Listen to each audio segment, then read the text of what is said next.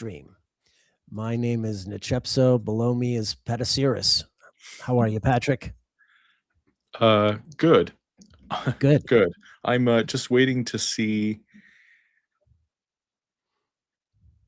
I'm just waiting to see. Oh, it looks like I'm just waiting to see if, we're actually live yet on other channels, and it looks like we just did, so I'm gonna post this link Yep. now to the We're channels live needs, on. so, Okay. 1 second. Go Alright, ahead. Go ahead.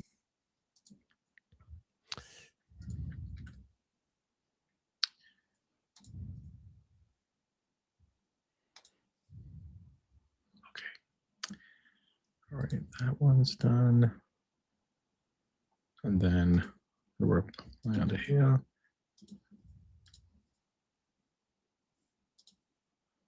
And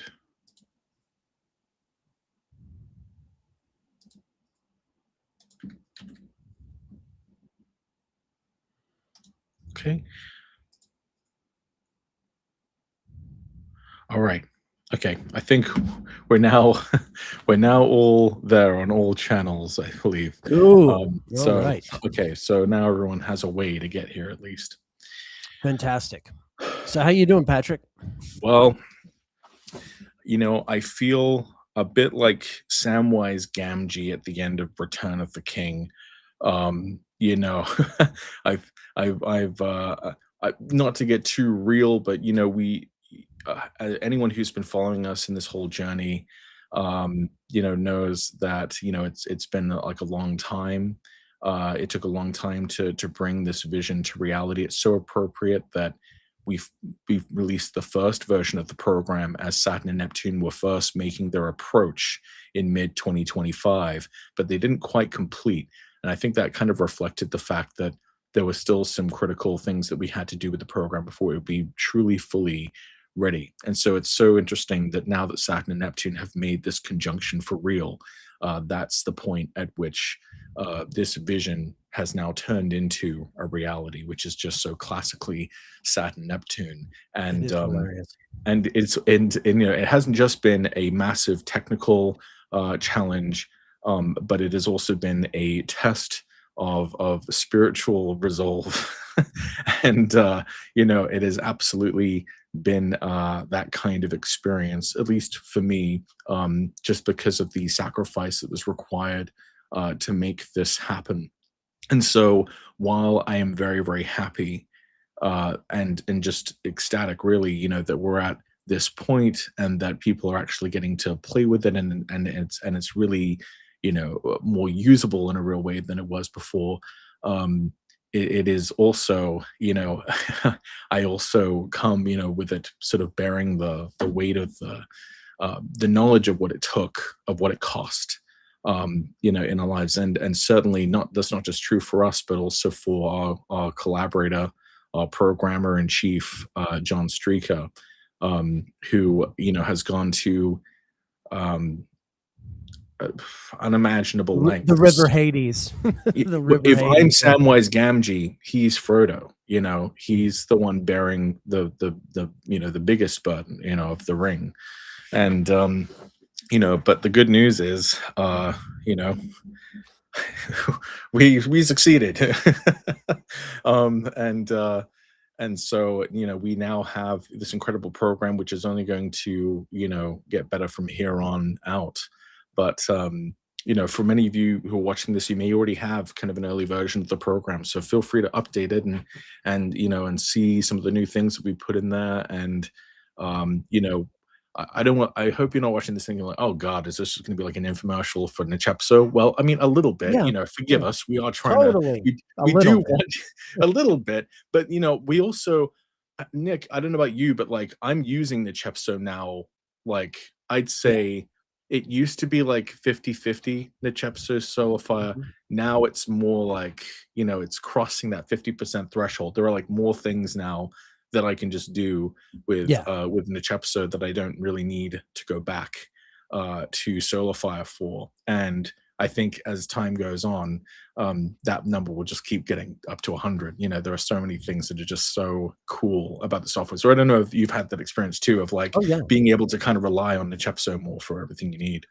Yeah, I mean, I've only had it a few days. Mhm. You were more involved in the programming, so you Right. had access to a sort of a That's beta true. copy, um, and I've just had it in the last few days because I had to wait for the Mac That's optimization to right. be completed, and, but I mean, I can tell you, first of all, I knew by the time I got it that things had really shot up. The speed is incredible now. Yeah. It's really fast, and that really has made a difference. Oh, yeah.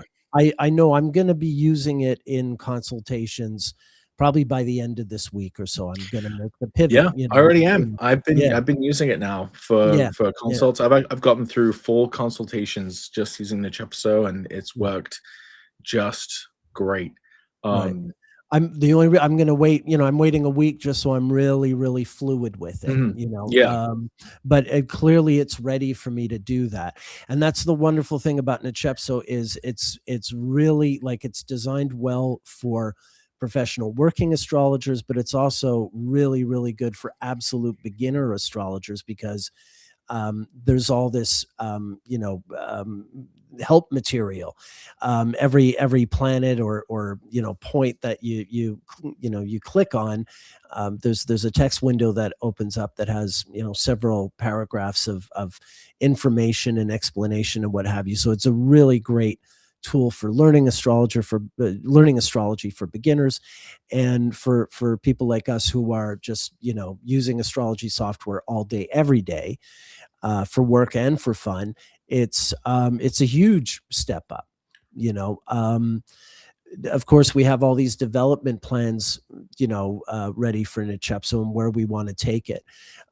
So the things that it doesn't have yet, like an astral mapping or things that or full Vedic function. I mean, we're headed there, and those are the only things that something like Solar Fire still has on us, is that we don't have those features yet. But this software runs so much faster than any existing software. It runs on any platform. So Windows, Mac, Linux, we're the first Linux, yeah. astrology software.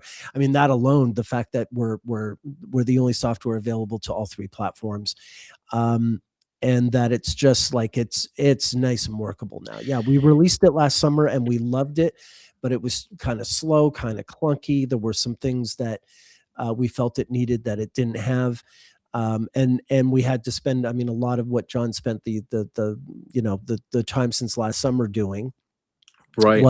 was the optimization, which was making it run faster, and that was what ironically took us so long, was to make it run faster. But But it's it's mind-blowing working. that it was literally from, like, the closest approach of Saturn and Neptune to the actual, like, completion Yeah, of that aspect that seems to have timed out the exact interval between the original release and this new, this more official release in a weird way, kind of relaunch almost. We were it was we were in such a difficult spot in a way because I wanted to really promote it and I wanted people to see how cool it was, but I didn't want to give people the wrong impression that it would always, be at that level. So one thing I want to say while we're on here, I'm not sure how many people are watching. I don't know if you have any 40, uh 45. yeah, so I have some thanks in order. You know, we've had some incredible support from the 500 or so beta testers who have been with us since the beginning, who made this investment in us and in the program and the idea and the vision during the Jupiter Uranus conjunction of in Taurus of 2024. Yeah, so it's been almost 2 years, and so we were extremely thankful for them because it wouldn't have been possible if we had not had such strong community support in the beginning. I also want to give a special thanks to uh, the um, the Patreon supporters. There were some people who were still supporting the Astrology Livestream Patreon, even though we had to go on a hiatus. And some people did that in order to keep supporting our work on the Chepso, because it's been very difficult balancing um, like keeping money coming in for our families through our work as astrologers versus spending the time necessary to do the work to bring the Nechepso into being. And it's been a big stress on all our families. But the fact that people were giving while we weren't even giving, producing the show, that's just so special to me. We actually just emailed out a gift for those people who were supporting the Patreon for the astrology live stream. We decided to give them free access to Nechepso for a year as thanks for their contribution. A lot of the other people were already beta testers, so I couldn't really give them anything. They already had free access to the program for life. But the good news is yeah, we're here, and I also want to thank you know, gosh, yeah, I definitely want to thank Beth, my wife. She's definitely put up with an incredible amount in dealing with all of this and the stress and pressure that is put on us. So I'm sorry if I seem a bit shell shocked by it all, but I am a little bit shell shocked. I'm a bit. I'm both very, very happy this is out. I'm also, you can tell, a bit little beaten down by this whole process, and I'm still here. I'm still, I'm doing okay otherwise, Good. um anyway, I feel like we're talking a lot about the program, but we haven't shown anything about the program. I haven't shown people kind of what the people want to see. I'm curious to see what questions people might have about it as we show it. But what I mean, I guess, what are some of your favorite things about the program that you want to show us, Nick? Wow. I mean, where do I start? I mean, there's all these really You want to cool. share your screen? Oh, yes. Yeah, show. Yeah. Yeah, yeah. Do you not want to share your screen? Oh, I can Or share my screen if you like. Yeah. Yeah, I can do it. One sec. Let me.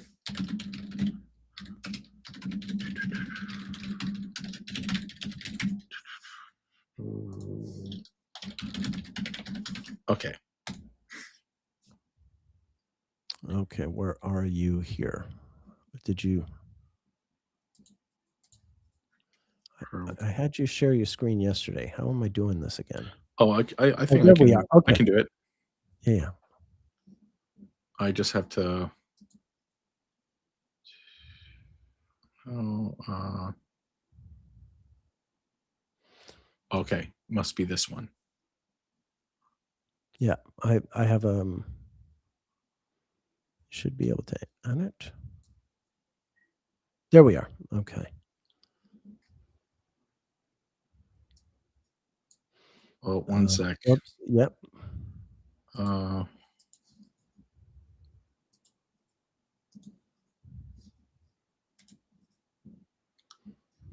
sorry. I was in the middle of a development session, so I was just Oh, okay. getting some things out to get Oh, it up.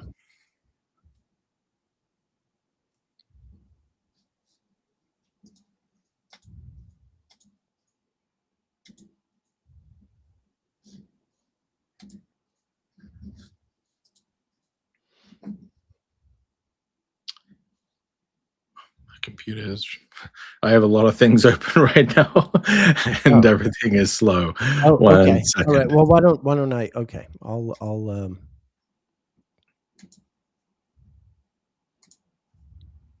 I'm freezing up now.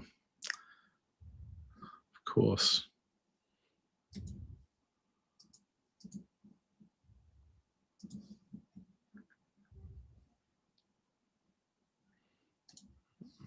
Okay.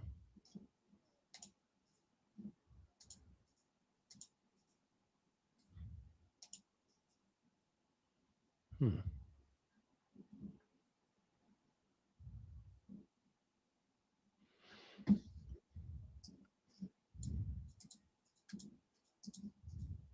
You're right there? Okay. Yeah, yeah, I'm just trying I'll to. go ahead.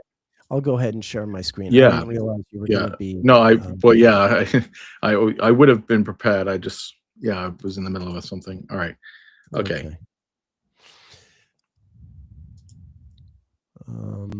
There we go. Sorry, folks. I'm still getting a handle on this. And then let's make this bigger. There we go. Sorry. Okay, there we go. So, yeah, as people might have seen on the videos, we have the twilight setting, we have the nocturnal setting, and we have the diurnal setting. It's And just ways of changing the way it looks, it's just like, you can have a dark theme or a light yeah, theme, that's all it is. yeah, it starts off this way, but it's a very customizable software. So, for instance, you can do cool stuff like this. add little video clips in the background of the software. Pretty This much is Yeah, pretty much anything that you wanna make your copy of Nechepso to look like, there's pretty vast customization options. Um, yeah. So you can do cool stuff like this. Go down to this one, upload a video, and choose from your files. Oops. I have a Muhammad Ali video compilation I just made. And I put it up here. I save the settings. And no, I got to do it again.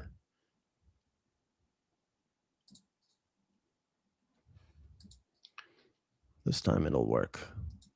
This time it'll work. There we go.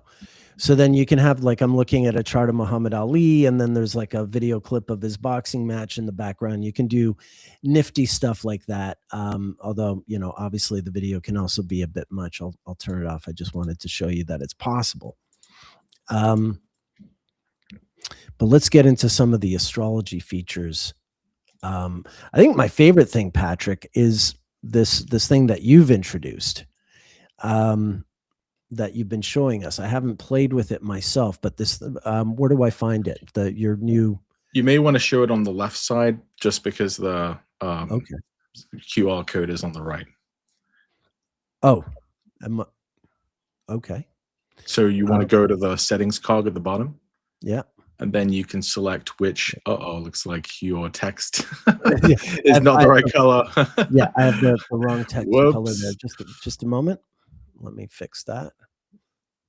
My copy's up now, if Oh, you okay. wanna Why see don't on I, my why don't side. we, Okay, yeah. alright. Okay. Just a second here. I'm gonna move over to you Okay, because you have more alrighty. facility with that. There, Okay, turn off my screen share and send me yours. Okay. do you Add to see screen. mine? Yep. There you are. And I'll just put it up here. And yeah. There we go. Okay, can you see my screen now? Yep. Okay, Yep. yeah. So one thing that I kind of like is I like the fact that you can like put pictures in just the middle of charts. I like that you can do that because, you can.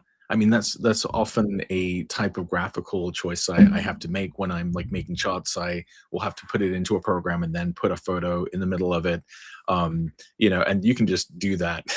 And if you don't want a picture there, of course, it's really easy to choose just to decide what you want on the chart or not. So you can press use photo, just click on and off. Everything's Yeah, toggleable. you can also put the aspect lines. You can take the photo Yeah. off and Yeah, you could put the aspect lines on. yeah, Yeah, there you go.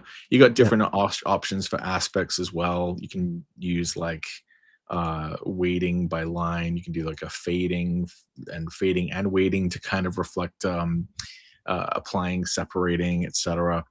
I'm not a huge fan of aspect wheels though. To me, it No, feels a no, little me training neither. wheels. But people do People like do- them. Yeah, yeah, So yeah. the people who want them know that they're there. I mean, that's the thing. It's Absolutely. so everything can be really personalized, Like, right. customized. The things you like can be there. The things you don't like or don't have any use for, they're available to other people. They're available to you if you want to tinker Sure. with them. But Like that's the beauty of it.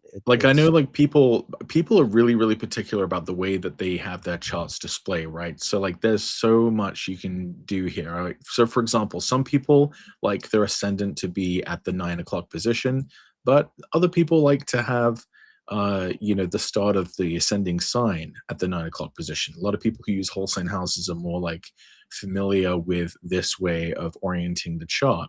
I sort of prefer this just because it keeps me rooted to the kind of astronomy the horizon at least being the ground. Um, but uh, we don't really have to choose anymore when we're talking about like house systems. We know that in the tradition they used whole signs and quadrants sort of simultaneously, and now you can just uh-oh, looks like that's little bug. I'm actually, for what is worth, I should probably qualify that the version of Nechepso I'm working with is actually an earlier one because I'm in the middle of this development thing, and I haven't actually updated the most recent version. Um, Actually, that's another kind of cool thing is um, when there is a new version of the program, you'll actually see a little message pop up here saying, you can update to the next version. Um, it just downloads it automatically, and then you choose when you want it to be installed. So you'll stay updated regardless. Let's see, what other things can we do here? If you want to change the colors of the signs, just right click. How many times has it been? How many times have you had to deal with just how difficult it is to change the coloring of glyphs and of signs, etc.? You can even do gradients in here. If we want Aries to be like hot pink, uh, you know, boom, you can do that. Aries is a hot pink. We even have a gradient with pink. Let's see. We could make Jupiter like we could make Jupiter yeah, like a blue or whatever. There it is. It's blue now. You can even throw gradients and shadows on here. So if I wanted it to be like blue and red, you know, I can make it do that. So it's like blue and red at the same time. So you can really make it the way you want. I'm going to reset we it to we have default. we have some beta users that have been really creative and artistic and really inspired. They started doing things with their Nechepso designs that we'd never dreamed of. You remember Yeah, that back then? yeah, someone Right created like out a of the Lisa gate. Frank style Yeah, no, I mean, version people of the got workspace. really, really, Yeah, and so, it yeah, was I mean, incredible. you can make it look a bunch of different ways. That's another beauty of it all. Um, why don't you show that the visibility, the innovation you have, Oh, sure. I Yeah, mean, yeah. there's a few things that I've had a sort of personal hand in. I mean, I was actually personally involved in the original design. What you see here in the workspace, the first version of this was like an MS Paint drawing, um, and now it's this. And there are still some improvements we're going to make here. Eventually you'll be able to animate charts like on the side, and you'll be able to kind of customize your layout of even this. But yeah, so I've had a fair amount of impact on what we kind of see here. The one thing I kind of like is like when you click on a planet, you'll get all of these little slides of like information about the planet. And of course, what Nick was talking about earlier, you can have little explanations of what all these things mean for all of the slides. So, because one of the problems that I've had with astrology software is it gives you a lot of data, but it doesn't always give you good explanations. It seems like we're just drowning in more things to sort of look at, but no way to sort of contextualize it. And that's something that we've really tried to kind of have some kind of solution for. Like, uh, for example, when you're analyzing Oh, uh, that's when you're blocked. analyzing the way that when you're analyzing like the activity level and goodness or badness of certain sign activations in ZR, there's a lot of abstract rules to kind of keep in track while you're thinking about this. And so what we did here with this tool, with the sign score tool, is we basically made kind of an algorithm that takes all of the things that decide whether a sign is like more active or inactive, or positive versus negative, and we put it across this axis of angularity and condition. So in my chart, for example, it says that Leo is one of my most active signs. That's because my fortune's in Leo. But my most positive one is Taurus, because not only is it an angle relative to the ascendant and fortune, but also because it's ruled by a benefic of the sect. So whereas we could say that Gemini is one of my least positive signs to be activated, um, because it's further over on the left, but it's also um, but it's not incredibly active because it's sort of in the middle range of angularity. Whereas, like, my best but least amazing or active period would be Cancer. It's further over on the right, but it doesn't really have a lot of oomph. Whereas, like, Libra is, for me, is a sign that doesn't have a lot of oomph, and it's not that great. Maybe because of Mars in there, and not having a whole lot of support. So I just we also put this in a list form as well, so you can kind of just see it like that. But I like seeing the graph. I like being able to kind of visually see this information kind of condensed, and so I can automatically know, okay, what are like the main signs that we should be looking out for here? Like, yeah, my Taurus periods, those should be really good. As it happens, I was in a Taurus L2 period when we started Nechepso, and the bulk of my initial work on the Nechepso occurred while I was in my absolute best, most positive and most active ZR period. So, I mean, I think things like this are really cool, and they're going to really help you be able to uh, have a shorthand way of accessing this information. So you're not just being given more data, but actually being given kind of an interpretive assistance here with that. So I kind of like that. Some of the tools here that I actually built myself, this is one of the first ones I built, was just a planetary hours tool. So I kind of liked the way that this looks. It even shows you there's an aspect between the ruler of the day and the ruler of the hour. It even You can even switch it to 24-hour rulers versus day-night rulers, because some people think that the first hour of sunset is like the night ruler.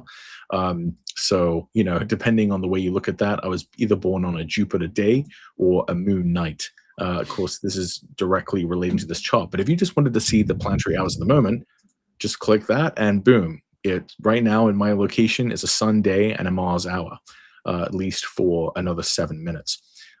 So that's pretty cool. I also built this chrono combos tool, which is kind of like the planetary activations thing. This is the technique from Valens that shows you the activation times of planets, and I did a whole talk at NORWAC on this, and I used this tool to kind of do some of that research. So this is like one of the only, if not the only place where you can actually do this. You might recall I had originally done this with all of these crazy spreadsheets and everything, but now we have like this nice little tool to do it with. Oh yeah, I wrote out interpretations of every sun moon combination possible to implement the porphyry method of determining the predominator. So this is useful when you're doing like circumambulations. So it's telling us that for my chart, it's certain that the moon is the predominator, and it even gives my little interpretation here. The sun cannot be the predominator due to cadency, while the moon is stronger by being in an angular or succeeding placement. So and eventually we'll have different methods of determining the predominator put in here, but we have porphyry for now. So I was involved in that. The very first one I did was just this midpoints tool. What's cool about the midpoints tool is not only does it give you a list of all the midpoints in the chart of all the planets that you have displayed in the chart, but you can look at midpoints by not just longitude, but also right ascension, azimuth, declination, latitude, and altitude. So all of the horizontal and vertical dimensions, whether you're looking at the ecliptic or at the equator, or at the sort of local horizon, in local space, that is, you can look at all of the midpoints across all coordinate frames. So not everyone can do that. And then, of course, there's this one. So this is what I'm actually still working on refining this. But essentially, what heliacal phenomena does is something that I've been really interested in for a long time, and it's something that's really basic about planets in astrology. Is just simply whether they are visible or not. And typically, people people may be familiar with like the 15-degree rule. So here you can actually switch on the sunbeams here, so you can actually have a visual representation of the beams. You can even change how large the beams are. The reach of the sun, yeah. Right, the reach of the sun. The problem with the 15-degree rule is it's at worst it's an approximation, or at best it's an approximation, and at worst it's astronomically meaningless. If you're taking into account factors like atmospheric, uh, the Distortion, yeah. yeah, and the extinction coefficient of your local atmosphere. If you're taking all those kinds of things into account, then it actually is a much more tricky mathematical problem of determining when planets are actually visible or not. And actually, this is something I've been working on actually with Nick since the August of 2023, since the summer of 2023 when we first started doing kind of streams. I created a Google map of that basically showed Venus's heliacal risings and settings as global phenomena. Because the weird part about this is that it makes heliacal appearances of planets locally specific. It makes them sensitive to location, and so there hasn't really been a software yet that has made it very easy to actually tell whether or not a given planet is visible in a particular location or not. And I went to great pains to try to um, make this adhere as much as possible to sort of empirical constraints. I relied heavily on the work. I'm indebted to the work of Rumenkolev, whose empirical observations of the planets, has been key to developing more precise algorithms for actually determining when planets are visible or not. And yeah, so his work has been incredible, as well as Victor Reyes's. And I'm not sure I know how to pronounce his name, but in any case, um, the yeah, so well, this tool tells you when a planet disappeared, when it will next appear, or when it last set, when it will next rise. And there's some explanations there in case you have like missing events. And I'm still dealing on an update dealing with missing events. But then I also created this Love cycle this. diagram, which allows you to sort of have a visual depiction of the cycles of Mercury. So you can tell here that Mercury actually missed its its evening rising, and then it also gives you the dates of the elongations, the retrograde stations. You can also tell that it missed the evening loss. So in this particular location, in where I was born, Mercury was invisible, and that's probably due to the latitude, just was born up high. But it's something that it's kind of important to know, because it means that like Mercury was only visible for that part of its cycle in certain parts of the world. And so I think that has an astrological significance, that like there are It certain places absolutely would. visible versus where it's not. I mean, this goes back literally to the beginning Yeah. of like astrology, in the Proto-astrology. right. Like this is Babylonian. Like, is a planet visible or not? And it's such a simple determination, such a simple thing, but we haven't really had something to just easily reference. Is it actually visible or not? Yeah, there's no astrology software that has anything remotely like this. This is my single favorite new feature on Nechepso.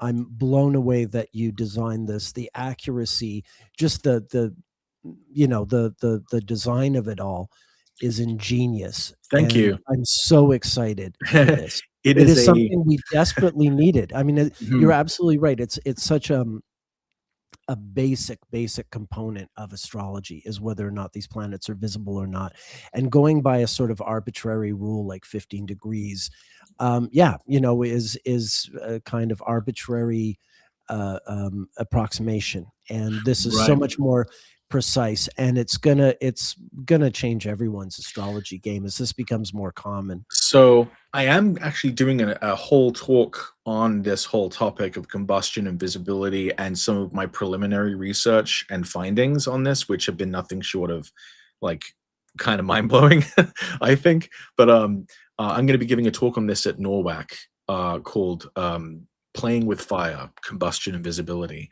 Um, One thing that I think is super, super cool that I didn't even really understand properly until I started really working on this in depth is that there's this phenomenon around the time of a planet's opposition with the sun. And this is only possible, of course, with Mars, Jupiter, Saturn, etc., where you can have a period of time where a planet is visible in the morning past the point of the opposition and when it first makes its appearance in the evening. And sometimes these overlap and other times they don't. And what's weird about that is usually it centers around the, like, here's a more typical example of like a Mars cycle. It's still loading because it's a lot of calculations. Here we go. Here's a more typical example. Usually there's like a degree of overlap. So there's actually a time before the conjunction where the planet is, it becomes visible in the evening at the same time that it's visible in the morning, which means that during this period, this purple section is where Mars has night-long visibility. So there's a special period that really is only a few days where Mars is not only brightest in the sky, but where it's actually visible above the Earth the entire nighttime. But there are, and so I guess the meaning of that, the meaning of like a planet being at its chronicle rising to its cosmical setting, this period of overlap between morning and night um, would be like the planet is at maximum, dominance in power, because it's not just bright. It's not just at its brightest point in the sky, but it's also like visible the entire time, the whole night, from dusk till the next dawn. But with these other weirder, you have these other weirder ones where they don't overlap, and so the brightest period for that planet does not necessarily coincide with its period of all night visibility. So you get those time frames where it's only visible only at midnight. Like you can't really see it in the evening. You can't really see it at dawn, but you can see it at midnight. And so I depicted that here. And of course, if you hover over these, it tells you, what's going on with that planet and that part of its cycle. Right. I will eventually add stars to this, and I'll complete the moon. The moon is really, really simple right now. It's kind of sad, but eventually I want to put like the eclipses and stuff in here and do the chronicle and cosmical settings for this as well. But we have this, in place for this. So I think this is pretty cool. Now, It's fantastic. thank you.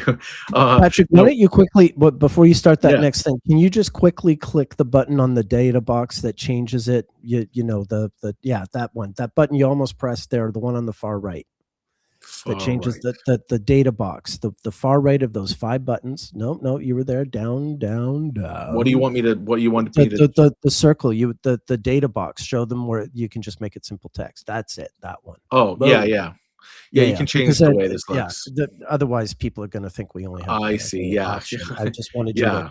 Okay, got you. The display mode. Okay, got you. Yeah. Thank you. No problem. So and then the list, something else that's been kind of needed is just the ability to just print out a quick list of like the heliacal events. Maybe you don't want to, go hunting and pecking through this cycle thing, or just happening to see it on a given chart. Maybe you want to know for a given place exactly what the chain of events is. So you just put in your date range, your location, the events you want to see for each planet, and it'll generate them here. And I think that's very useful. And if you do want to change the your settings for like the extinction coefficient, you can actually change it manually here for different atmospheric conditions. But I would probably recommend though using the dynamic setting, which is the default for the program, because the dynamic setting means that it will be appropriate. It will be a reasonable extinction coefficient value for every location on Earth for every day of the year, because of course atmospheric conditions vary from year to year and from place to place. So I actually used NASA's Terra satellite data, 10 years of it, to find the sort of like clearest days to get a kind of baseline average for every day on Earth. Every day of the year for every location of Earth, or at least down to 1 degree of longitude and latitude geographically. So it's so it's got a lot of thought sort of put into this, and it's the only place I know of that you can actually do this. I had to make the thing that I wanted to see. I feel like that's been a big theme of this program is there's been so many things I've wanted to see in a program that we haven't really had before. Like, for example, can you still see the chart? Yep. Oh yeah. So like down here, the timeline feature, this is so necessary. Now you won't have to necessarily see this all the time. You can like put it away or whatever, and we'll have You can put options. everything away, incidentally. We can show you that in a sec. Yeah, there you go. If you want sort of full height, the screen, you can. It is pretty and easy. Even the sides, you can just have the chart up if you want. That's true. Yeah, you can do that. You can put it all away if you like. There we go. It's pretty easy to kind of make it look the way you want. But the reason why the timeline is so cool is that you can put events on the timeline for a given chart. So I actually don't have any that I put on my chart, so I've been working in development mode. But here, like, if I wanted to, I can add events here. So I could say, marriage, May 25th, 2013. I think the time was 7:24 p.m. and it was in Phoenix. So there we go. All right. And then I can put comments there. Wedding in backyard. Add. So now I have this time. Now look, do you see what just happened? It popped up here on this timeline in the right space. So now I can snap right to that event by pressing the event step forward. Now we can't see it here because we're not on a buy wheel. So we need to look at a buy wheel. So it's really simple to get a buy wheel open. Just click that. All of a sudden we have a buy wheel. Now I will admit, I'm not a fan of the way the buy wheels look. I would much prefer the buy wheel to just be like the uni wheel and just made bigger. There were some reasons that we had to kind of compromise with this at the time. For now, it was just a stop gap in the moment, but we ended up just not getting back to fixing this. But I'm not a fan of the way this looks, and I do want it to be. I mean, maybe you can have it available as like an option or something if people really love this, but I don't need it. No, keep it as an option. But those of us who want a different buy wheel, we have all of these color options here. Like, why don't we get to keep those then? So we hear you. If you're thinking that, we definitely show them how easy it is to make a buy wheel. Open 2 charts and show them this feature. This is crazy. He showed you one way to make a buy wheel. But let's say you want to make a buy wheel like this. You can also just drag one top on top of the other while hitting control command and command. So I can do this. I can just drag the tab over and do that, and then boom, we got a buy wheel of the 2 charts together instantly. And tri wheels can also be made this way. That's right. once the admittedly I don't like the buy wheel design either, but shortly it'll be fixed, and then, we'll make nice looking buy wheels. But I mean, the revolution of just being able to drag one top on top of the other, let's not bury the lead. That is such a time saver. That feature alone, you're a working astrologer. That cuts down on so much of my prep time. Before every consultation, I got to set up a whole like sort of workspace. Now, and Nechepso is making that so much faster, that process. Right. Yeah. Just to show the buy wheel thing to create a tri wheel. So press Control, drag it over onto a different chart, and boom, we got it's not a buy wheel. You didn't drag it onto a buy wheel. I must have dragged it onto a. Yeah, but you can do it. Let's try it again. Yep, yeah, it went through. Yeah, so now we have a tri-wheel. with Beth, Donny Osmond, and you. Yeah, myself, yeah. You're a little bit Yeah. country, she's a little bit rock and roll. There's there's a good reason why Donny Osmond is in my file, but I was also just going to show very briefly that we have many different chart types. For people who you don't have a birth time for, it's really annoying that like you just have to go like 12 p.m. Like sometimes I wish the software would understand that like it is a range. And so here we have a range. You know, you actually can see the exact um, range that planet transit in that day. So it gives you a more accurate way of presenting an unknown time. Um, and yeah, I like that a lot. I think that's very cool. Now, Yeah. unfortunately, we can't put these in biwheels and triwheels just yet, but we are working on that. But back to the timeline. So if I am looking at here, if I'm gonna make another transit by wheel of myself and just the transits. To arm a chart, I can just press this.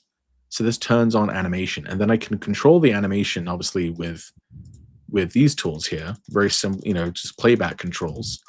Look how fast that is.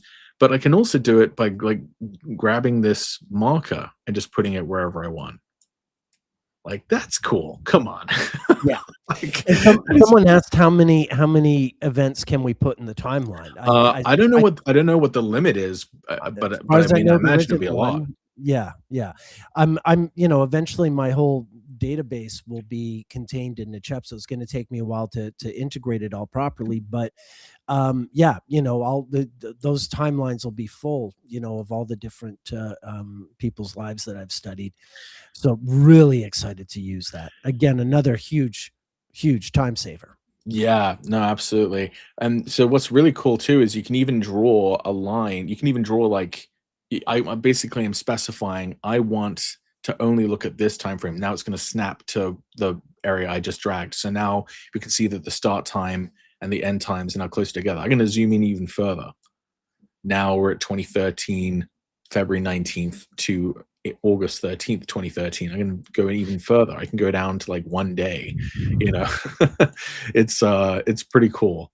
And if we want to snap back out, then we just press this, reset it, and now we're back to the start date being the birth date and the current date being the end date. But you can also, you can stretch it beyond that. yeah, you could, just boom, now we're at 1900. So now we have an even larger thing. But the coolest thing though is the fact that we're integrating like transit. So, people really like these sort of visual ways of looking at transits. And so we don't have them integrated all yet, but we do have certain ones available right now. So like you can look at eclipses.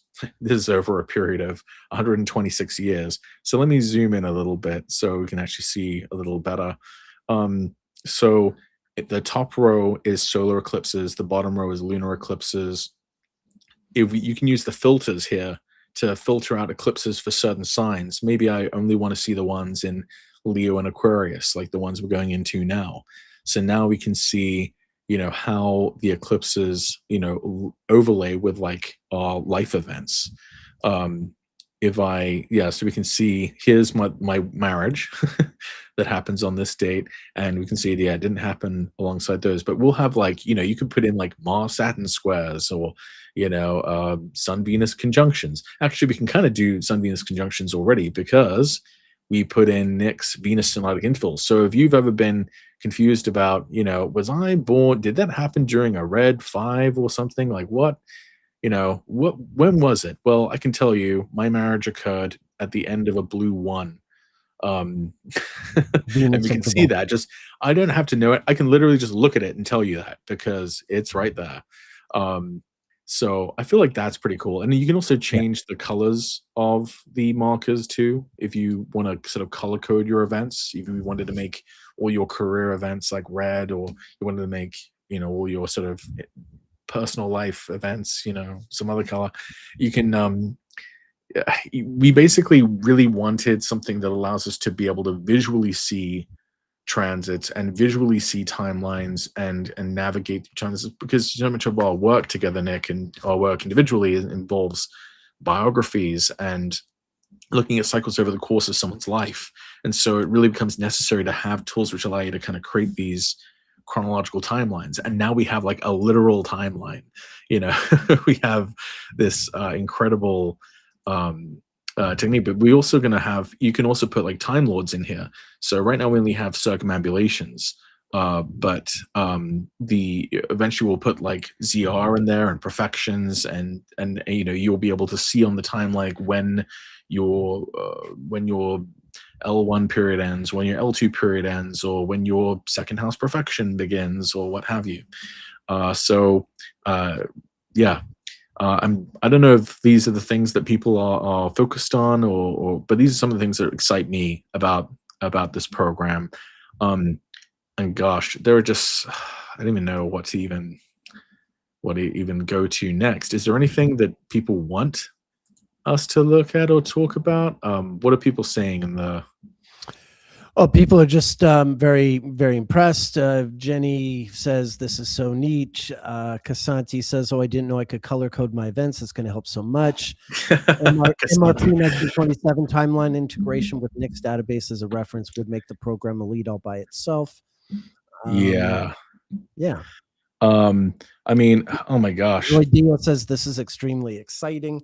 So yeah, I mean, it's mostly, I think, just keep randomly showing the different features. Yeah, I mean, you know, it's funny because I'm not really too much of an asteroids guy, but one of the big things that's really prevented people from being able to really, really go as far as you possibly could with asteroids is that it's been really cumbersome to look up where they are.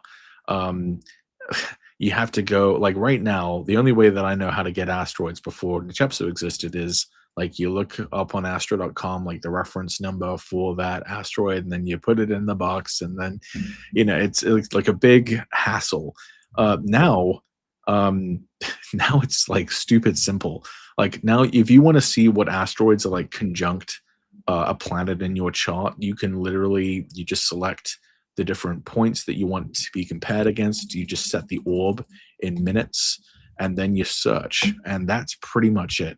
So you can see it's searching through the asteroid positions relative to every one of my planets, and it's going to bring up the ones which are just within 1 arc minute of orb. And this actually can take a while because, you know, there are how many asteroids? Like, well, that's the beautiful thing is our asteroid list is self-updating. Yeah, we have a self-updating asteroid list. So you always have the most recent one. So you know, there may be more asteroids in our database now than there were, you know, back in August when we first released the software. So yeah, I don't know how many there are, but they multiply, and so you know. Yeah, we'll let this cook. Maybe show them some of the display features, like the fact that we can have 2 zodiac wheels, or you can have a nakshatra ring or a lunar mansion ring. I mean, there's some really So like, okay, yeah, so people like all kinds of different rings on here. Well, you're gonna, when you're using this program, you're probably gonna notice having to go to display quite a lot for like different things that you need, not just for changing the way it looks, but the things you actually want to sort of that you want to appear. So for example, if you know, like comparing sidereal and tropical, well, just put on the sidereal tropical ring. The one that you choose primarily is the one on the outside, and the one you're comparing it against is the one on the inside. So technically I'm a Cancer rising in the sidereal zodiac, but I'm a Leo rising in tropical, and we all know which one makes more sense. So we also have the constellation ring. So if you're really intent on, you know, if you have your sun in Ophiuchus and you really just got to be in Ophiuchus, you can look at that if you like. Yep.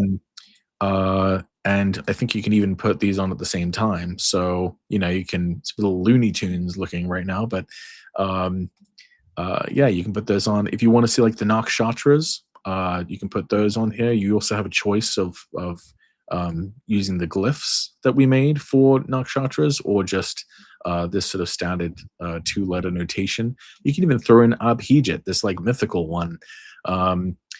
If you want to see the lunar mansions, you can get them numbered, or you can use glyphs. And of course, if you click on these, if you click on any of these, you get a little interpretation of the lunar mansions and like what they're supposed to be good for. So that's really cool. You can also put on the decans, and you have choice of having the Chaldean rulers, the sort of elemental triplicity rulers, or you can have both display. And you can click on a particular decan and get the definition of it. Yeah, Like so everything, the there you go. nakshatras, the lunar mansions, the asteroids, everything. You click on it, you get a definition. Even a tarot card for Yeah, all the you decans, even but get the tarot card association with the decan, which is kind of interesting. So yeah, luckily I have a pretty good tarot card associated with the decan. I have Rising. It's a Jupiter one. So I appreciate that. And then we have bounds. If you like Ptolemaic bounds, if you're one of those people, you can look at them you're one like of those that. Ptolemaic bounds people. And again, Oh you no, can click on every Chaldean is a bug. At least in this okay. version, it does. I don't know if some of these things were fixed yet. Click on the bound again. You can get the definitions. You get the definitions. You also get the. We got permission from the translator of Valen's, the Mark Riley, to use his translation for the sort of Valen's descriptions, and we have that kind of throughout the program. But yeah, that's a big one. He has the Valen's description of each bound in there. We even have ninth parts. If you really want to see the ninth parts, we even have, we have 12 parts. Yeah, 12 parts. And we have the Paulus 13th parts. Yeah. I mean, this is, and the Monomoria.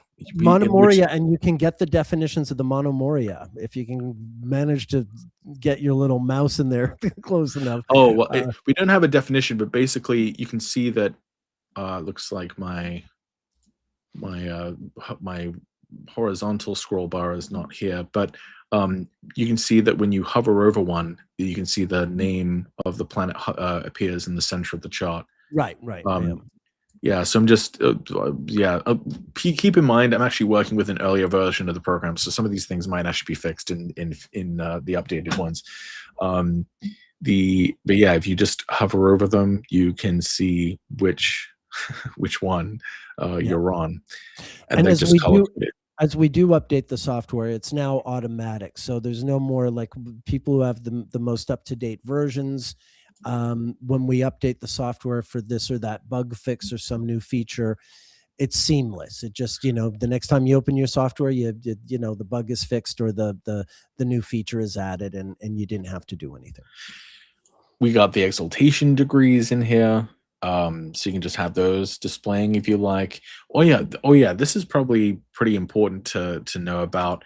So like we have these additional rings you can put on, because how sometimes you'll put in like a bunch of asteroids or lots or fixed stars or whatever, and it can kind of make the chart sort of cluttered. Like if I go to objects and I go down to lots, and I can either search directly for lots, or I can just like throw a bunch of them in there. See, they just like magically appear here.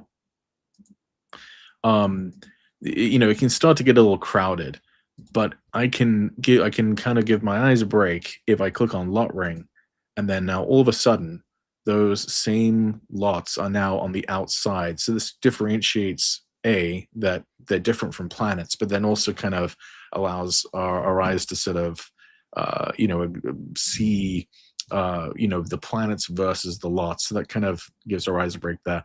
And you can do the same thing with fixed stars and with asteroids.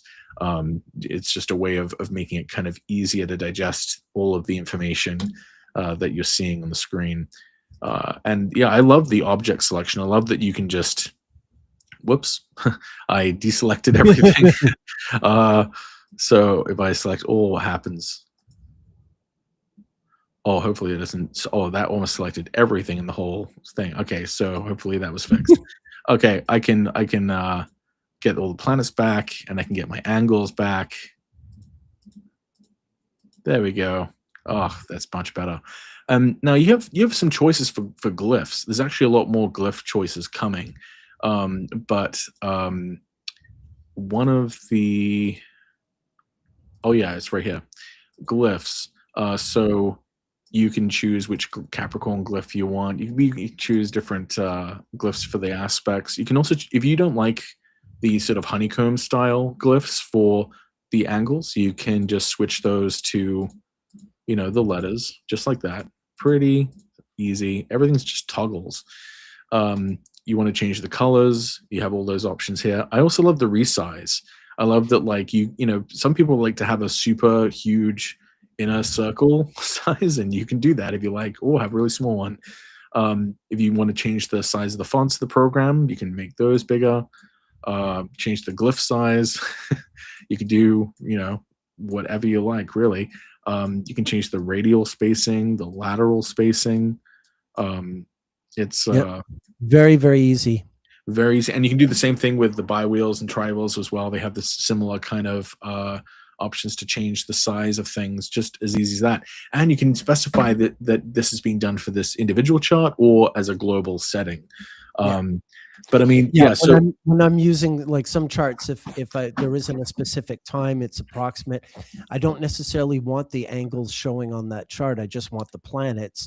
right. But then I'm looking at a bunch of planets that are timed, and so I want to be able to customize these different charts, and that's what's beautiful. It allows you to do it.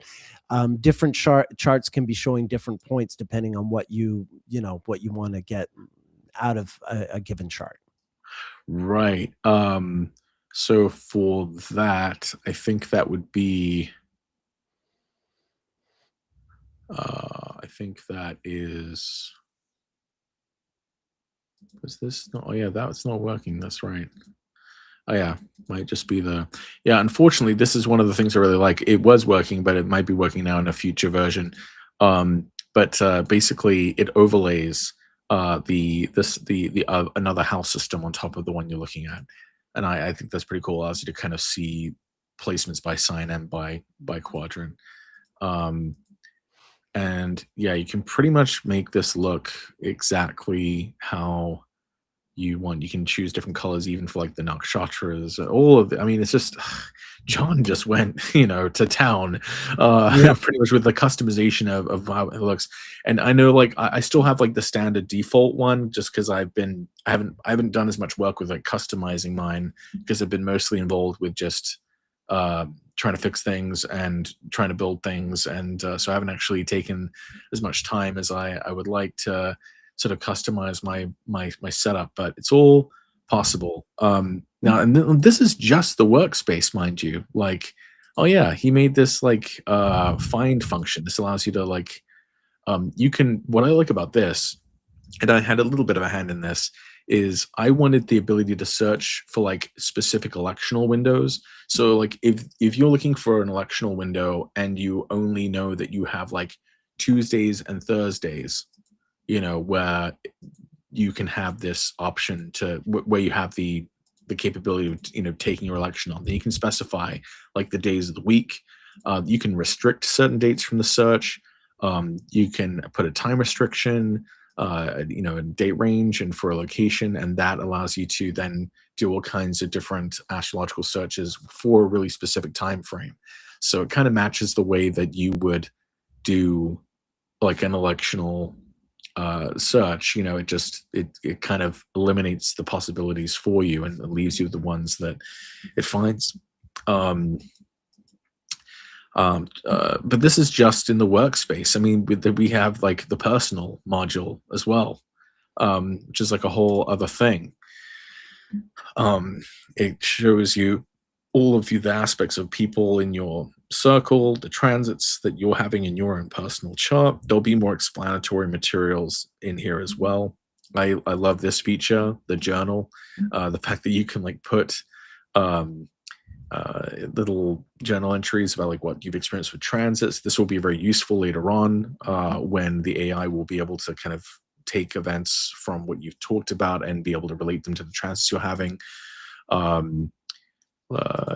My circle, I haven't actually set up all my circles yet. I can show my circles if Okay. yeah.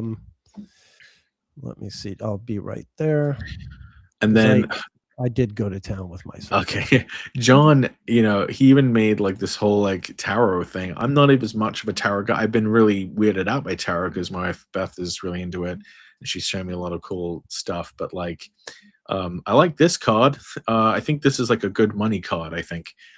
So hopefully that's good for this streaming session. Since we do want people to try out Nechepso. There is that element. I won't deny that we would like people to try it out. But I mean, yeah, oh yeah, if you right click, you even get some meanings for the card: wealth, success, leadership, security, abundance, and discipline. Astrological associations with fire and earth. So yeah, there's tons of cool stuff. He also did this whole like numerology thing here, so you can see that this whole module is kind of designed not just for keeping track of your personal transits, but also um, to kind of Having be fun, a way. having fun with other, divinatory Right. art Yeah, it's for people, well, also for people who maybe like are just accessing things like astrology for the first time, or may have very interested of adjacent to astrology. It's kind of designed for being accessible to people regardless of the sort of knowledge or what have you. We also have the resource module. Now, I want to make this much cooler. This is obviously really lame. This is just a folder at this point, but these are some public domain texts on astrology that you are free to read, or when we have the AI implemented, that you'll be able to have the program sort of understand. So you would be able to ask a question like, what did Valen say about this? And it'll just know, because the translation that the author gave us the permission to include here is in there. All the authors, any like for example, Eric Lusby contributed his research about the lots very generously, and so we have that with his permission. So yeah, but you could put whatever text you want in there, and the local version of the AI will know. But we're a little ways off from that. We're obviously just trying to get the workspace and these other things sort of built, but those things are on the way eventually. Gosh, there's even other things in here that I haven't shown you. Like there's just so much stuff. one person has asked for circumambulation demonstration, and that's another thing you have on the timeline as well as the other feed. Yeah, So yeah. So here we'll go through all the steps. So I'll check out what my predominator is. Okay, it's pretty sure it's the moon, so I should probably start circumambulations from the moon, and we're going to use the Egyptian bound system, and we'll calculate for 100 years ahead. So now it's showing us. Okay, so these are the bounds through Scorpio that the releaser is advancing through, and so it gives you the aspects that occur exactly when they occur. We don't have any interpretive material yet for these, but we will probably add that at some point. But yeah, that's kind of how it looks. And you can put this on the timeline. So you can see here it's showing you the sign and how long the bound ruler is in effect for. I do want to change this a little bit.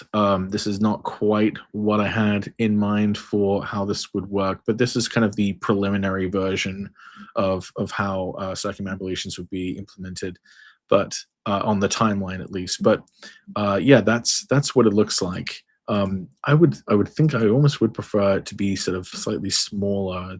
There's a lot of space being used in this, but I will tell you, I have learned more about code and programming and stuff than I ever thought I would. And I have a greater appreciation for how difficult it is, and it's hard to believe how how much of our world is like built on software, given how complex it can all get. And things that seem really simple to you as a user, can actually be quite complicated on the back end of things. And so, but yeah, that's what it looks like. Yeah, so you can choose different releases. for circumambulations. You can choose which bound system you prefer to use. And I'm also Did you working show on it on? I'm sorry. Did I miss it? Did you show it on the timeline? The circumambulations on the yeah, timeline? yeah, I did. Oh, Yeah, I oh, sure, yeah. sorry, I missed that. Okay, Oh, no, sorry. no, that's okay. Yeah, it's right here. Yeah, Yeah, you just press add right. technique and then add circumambulations. There you go. Um, yeah, so Thank you. that's what it looks like. Um, of course, we have Zadaka releasing on here. So this was an interesting sort of series of discussions we sort of had on this. Is like the best way to display this. I prefer the tree view, like where it's like branches out like this. This gives me a sense of the way that the signs sort of reside in others. Other people kind of prefer like tablets, like this. Now, this is again, I feel like this is kind of a first draft at this technique. This is not exactly the way that I would hope that this looks, but it does work. It is accurate. And if you like, you can even go down to level 8. I'm not sure why you would, but you can if you Yeah, I wanted know to. that blew my Um, mind. You can go that far down. yeah, so you can go to level 8 if you like. That's such a Uh, John Streaker thing. yeah, that is a John Streaker thing. He's a Sagittarius. He's a big time Sagittarius, and Yeah. How more is far can better. I take Is this? Yeah, how Yeah. far can I go? That's definitely John. Doesn't want Um, any limitations on anything. Everything should be available but to anyone. that's also what makes him like, just Visionary. yeah. I mean, it's what makes him amazing. So, um, yeah, so this is how it is currently working. You can specify which lot you want to release from or what sign. Um, you can. I think it's kind of cool that it'll automatically go to the sign that's active based on the date.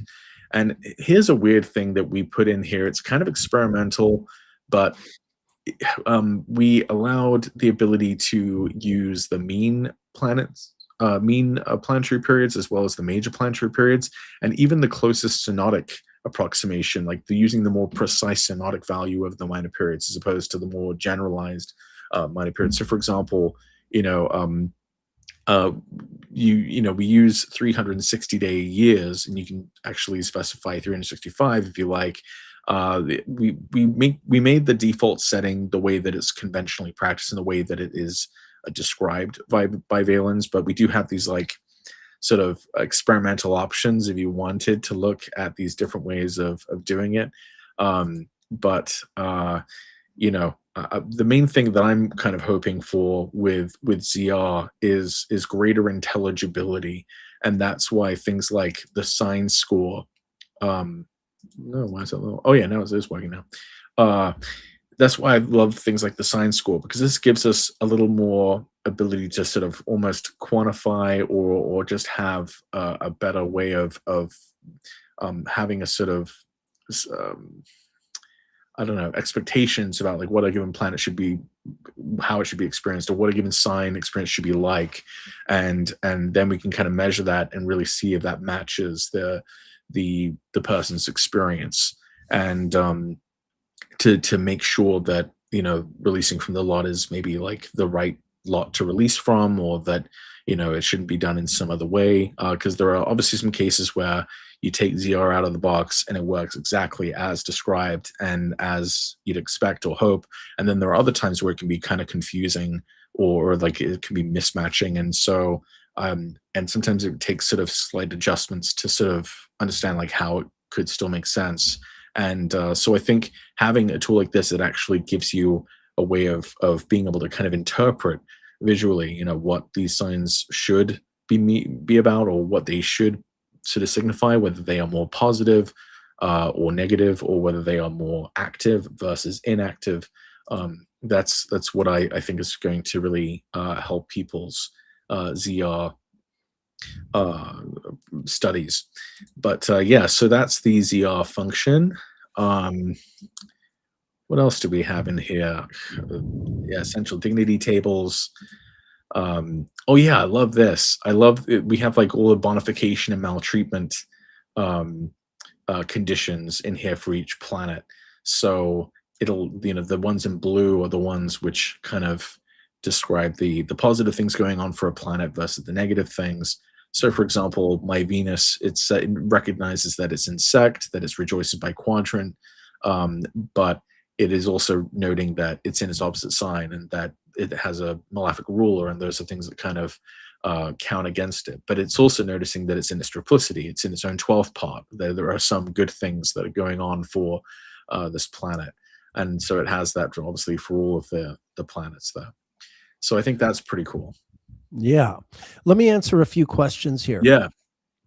Astro Stephanie asks, can you change the Ayanamsa for the nakshatra? Yeah, there's all we have a pretty big Yeah. variety of Ayanamsas to choose from. All of the ones that are available in Swiss Ephemeris, we have. Right. So, like, for example, if I wanted to switch my like main uh here, if I chose sidereal, I can choose out of all of these Ayanamshas. Oh, sorry. Let me move Huge this list. thing. Let me move the QR code so they can see that. There you are. Yeah. Yeah. So there's a huge So list there. yeah, and whichever one you choose, that's the one that you'll get the nakshatras for.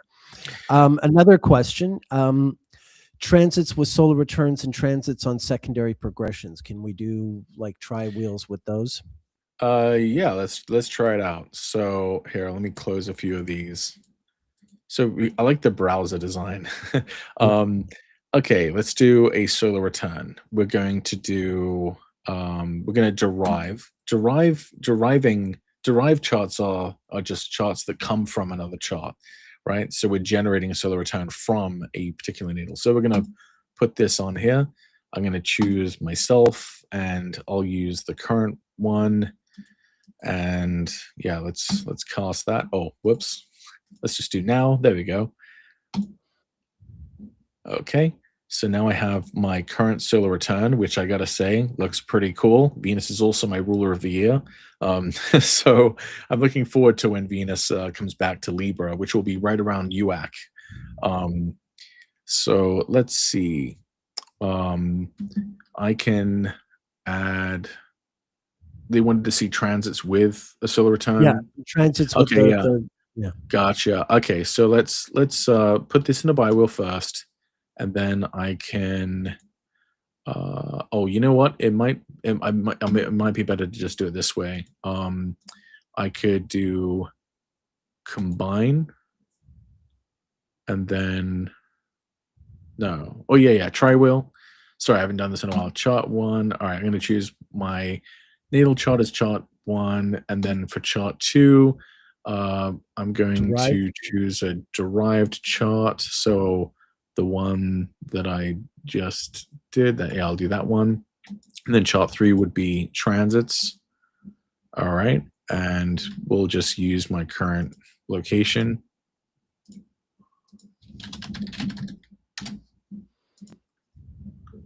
Alrighty. Okay. Oh no. Uh-oh. Well, Okay, you bug. can. You can. There just must be a bug in this version for that. Okay, so we can't get the transits on that third chart, but you typically can.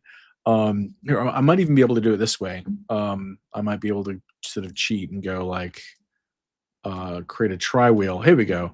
And then I can just use this one as the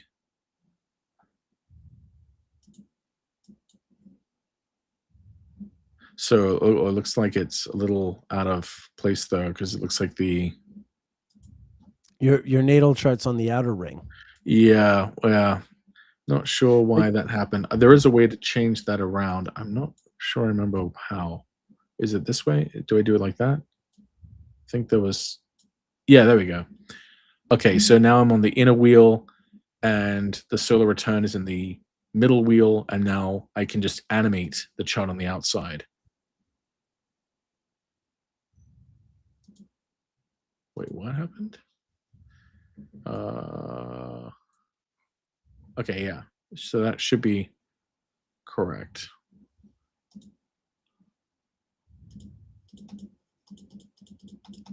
Yep. So there we go. There we have it.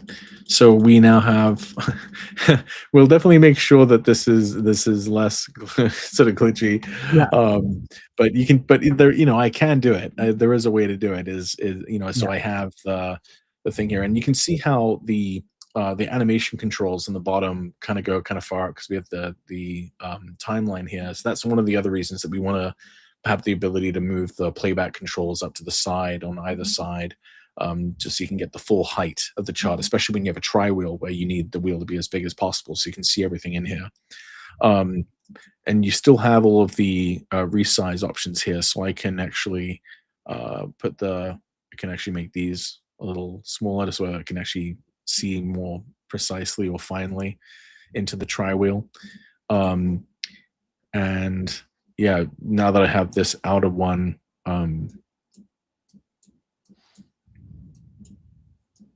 activated, armed for animation, I can just use the slider to animate the transits, etc. Um, so yeah, that's that's what it looks like. And again, I'm not a huge fan of the tri-wheel look. It's a little better that there isn't like the like inner zodiac wheel, but I want it to look like the original uni wheel. We'll yeah. have that surely. Yeah, it, And we'll if the also we'll also have a function where when you move when you animate the transit wheel, that it can sync up with the secondary progression, so you can move them all together. Oh, Um, well, there might be that. Well, I actually haven't tried that. I haven't tried. Can I can I have two going at the same time? Hopefully, I don't crash the program. I've never done this before. Oh my god. Wait. is it moving the secondary progressions as well? Because like ideally Oh, the this. progression Oh, this should is be a. moved Oh, to the oh, same wait. I'm to the sorry. same I'm date I'm as the confused. transit. This isn't. They're not. There's no progressions here. There's no Oh, the. sorry, it's a solar return. Okay, yeah, yeah. Yeah, it's a solar I think return, but I someone don't was know if you asking about can. the secondary progressions and the solar arcs, if those move while you're moving the timeline transit. You know what I mean? Like Well, yeah, I think you. Well, it looks like we can animate all the two of them at the same the time. two at the same time, but I'm actually seeing the second wheel animate though, even though both are armed. So that could be another bug. But Okay, but it will it but we're does not have that actually function doing where a we have progression though. I didn't. I thought right, we were doing a okay, solar return and transits. okay. But yeah, so that's But you that's can make a I tri-wheel can. and synchronize the animation of the secondary progressions in the middle wheel and the transits on the outer wheel, and synchronize their animation. I believe so. Yeah, if you were looking for secondary progression, you can just put it here. If you don't want to have to keep clicking into this menu, you can also just click like the star, and it'll put it right there. So on your actions bar, so you can use this. Now, there's a lot of different things in here, and you're probably wondering like, how do I know what like I'm going to need some help here, figuring out what to do. Well, we do have this Nechepso user guide. I'm building this. I'm afraid it's not complete just yet because it is just me making it, and I've been trying to survive, but I am still on the way with it, and it's really cool when you click into a given tutorial. It's literally just like this. It's like actual screenshots with like written out directions for everything for exactly how to do everything in the program. Um, so the workspace module is the one that has been done sort of the most. So like, if you want to know the derived chart tutorials, they're all here. So like here's the tutorial for using solar returns. It's all right here. I tried to be as thorough as possible. And the kind of cool thing about doing it this way, using this service for doing it, is that like if we have to make a change that would like render a previous set of instructions obsolete, it's pretty easy for me to just go in and change it. Um, Now, this would require you have access to the internet, but I'm also thinking of generating PDFs from this. I can generate a PDF of the instructions so that if we could just include that with the program. So if you're not connected to the internet, you still have the instructions, but they're just still putting them together. But I'm making my way through slowly but surely. Um, oh yeah, it's also kind of cool if you click out of these and you realize, oh no, I didn't mean to delete that. You can just go to your recently closed, and you can see charts you Oh, recently had open. So I'm like, oh no, Donny Osmond, you know, how could you delete Donnie?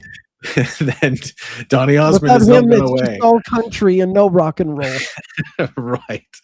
So, but the real reason though why I have Donny Osmond here is because um, it was part of a presentation I did back at Norwalk on the goal years of the planets, not the goal years of the planets, the activations of the planets and the minor year periods of the planets. And so, what I thought was really funny is that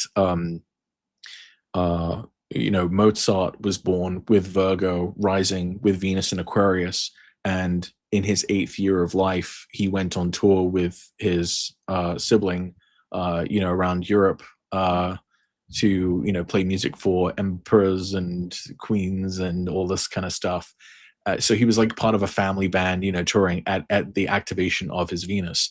And of course, Donny Osmond also has Virgo rising with Venus in Aquarius, and also in his 8th year, goes touring with a family band, um, not playing necessarily for emperors and kings and queens and stuff, but Well, for having that sort of Mormons, similar same experience. thing. And then also Michael Jackson was born with Venus in the 6th house, and he also in his 8th year uh, went on tour with a family band. And it's Wow. like for these people, it was like Venus's work. So like the activation of Venus was like this doing the arts, but like as a task. Like you have to get out there and perform. So I And just thought those were kind of extreme and examples. let's be fair. Everyone knows Mozart was great. Everyone knows the Jackson 5 was great, but fewer people know that those early Osmonds records really kick. Crazy Horses, Phase 3. So they were into some like heavy prog stuff. It's easy to underrate them. Not the I TV show see. Donnie and Marie, but the Osmonds, the brothers in the band. Really good band. I will Right. vouch. What happened was I don't actually see the um, interface. Are there any other sort of questions or? Oh, I'm going to show the circles in a second. Astro Okay. Stephanie asked, any plans for Android iOS compatibility? Also, I mean, the plans, Yeah. yeah. Yeah. Goal, But I when we mean, have, someone else asked about the rough timeline from when the AI component will be available. I am done giving timelines. I'm gonna, My yeah. you know, I mean, I um, understand that. I yeah. think it really, I mean, honestly, I think it really depends. It depends on a few things. Like one of them is if we can even keep going. Like, if we don't, if we're not able to reach enough customers and make this worth it enough to them to subscribe to, then there probably won't be these other things. But I do think that we have obviously a great number of people who want something like this. Obviously, we had 500 people support this right at the beginning to kind of get this started, and so we hope that if it can exist long enough for us to get to that point, it's not impossible. I think that we could have that sort of integration. You know, well, you know, The again, sooner the better. probably Yeah. shouldn't. Yeah. Sooner The the time better. I'm done I giving would. timelines. I can't. I'm not saying this as a promise. I'm saying this as my wish. My wish would be before the end of this year. But that may be aggressive. Like, and I also don't really have enough information yet to really say for sure. It sort of depends on how well we do and how well we can patch up some of these remaining things and give people the program that allows them to be able to, know that this is the one that they, want to stick with. So uh yeah, Yeah. we are that's the truth. I That's the can't give a truth of date, it. but I can give you, yeah, that.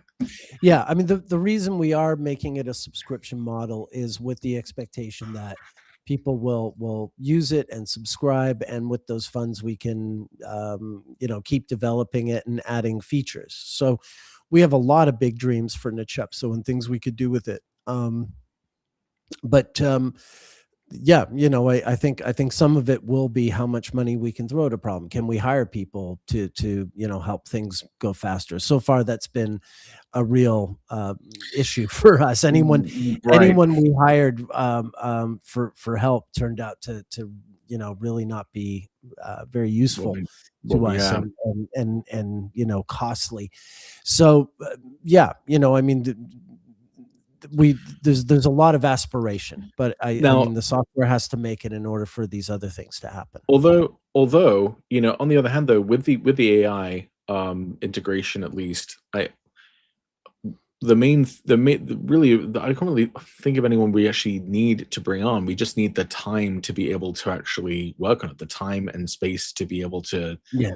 to really focus on it. I've contributed now, um, yeah, hundreds of thousands worth of tokens of my own sort of astrological thinking that I've been putting into the AI, so that it has kind of the knowledge about some of the advanced topics I know about, to be able to answer these things sort of accurately and honestly and truthfully.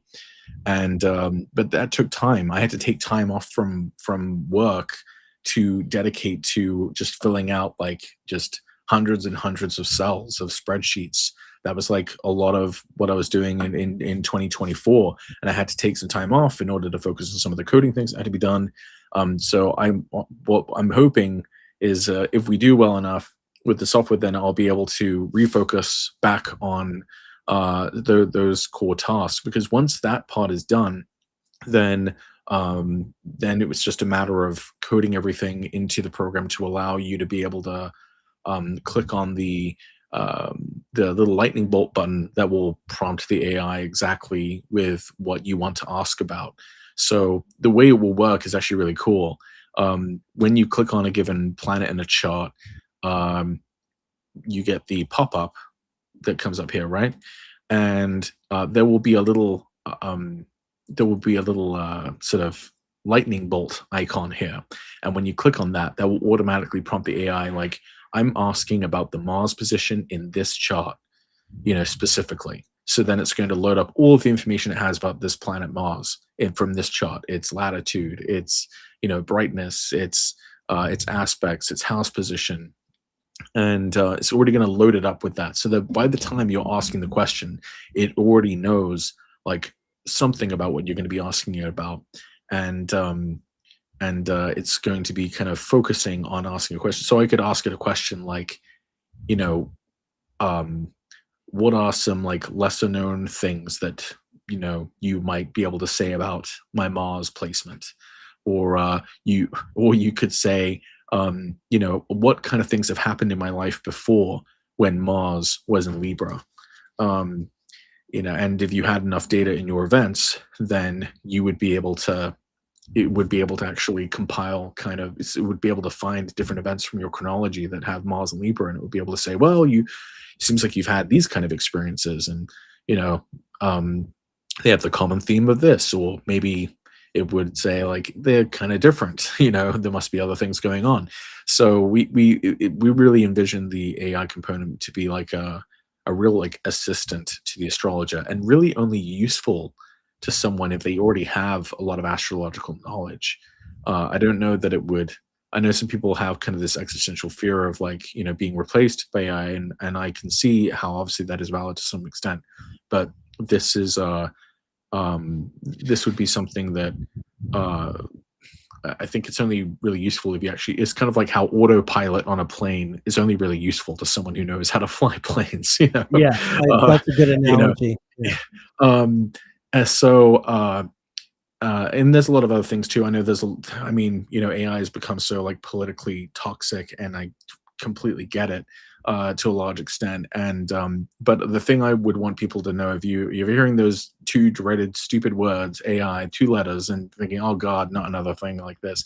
Like, we understand that like AI has been like jammed down our throats, and like it's not even in ways that are very useful, and it doesn't even work. So like, what's the point, right? We think that the way we're putting AI in this program actually like makes sense to sort of have as an assistant. Will be able to like do things for you, like open up my transits for today, and it will just do it.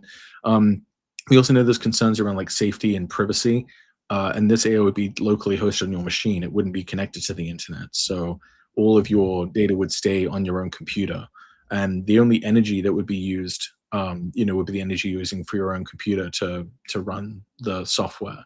Um, and we're even looking into finding data centers that are powered by renewables, and that's how we would do like the fine tuning, is with sort of environmentally sustainable um, uh, data centers. So we are aware of some of these like objections that people have with AI generally, and of course all of the data being put into it is like from us, and even the base models are going to be based on like public information, and we're going to try to find the ones that are obviously the most ethically compiled, because that is important to us.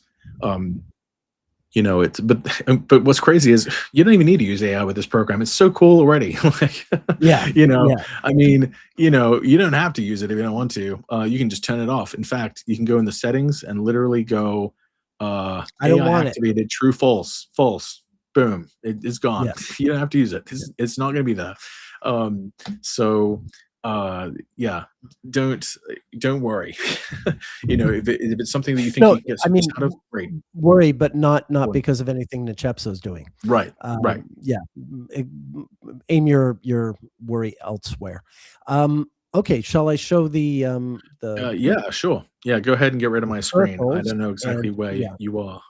I did get rid of your screen. I'm gonna add mine, and there we are. Can you see my Nechepso? Yeah. Okay. So this is the circles. Basically, I mean, there's different ways to collect our data, but this is like basically for your family friends thing is the idea. So that's my wife Anna, that's my high school friend Mike, and a couple of other good buddies of mine, and my stepkids, my adopted daughter, my nephews, my brother. So yeah, I mean, if I could add my parents and grandparents and things like that, but it's a really cool feature um, that allows you to yeah, track your family members and friends, or whoever in your personal life, if you're keeping track of their astrology. And then in this circle, you can look at their circle, but you can also go, like, say, to the snapshot, oops, and get their data as well. I'm trying to remember how I look them up in here, but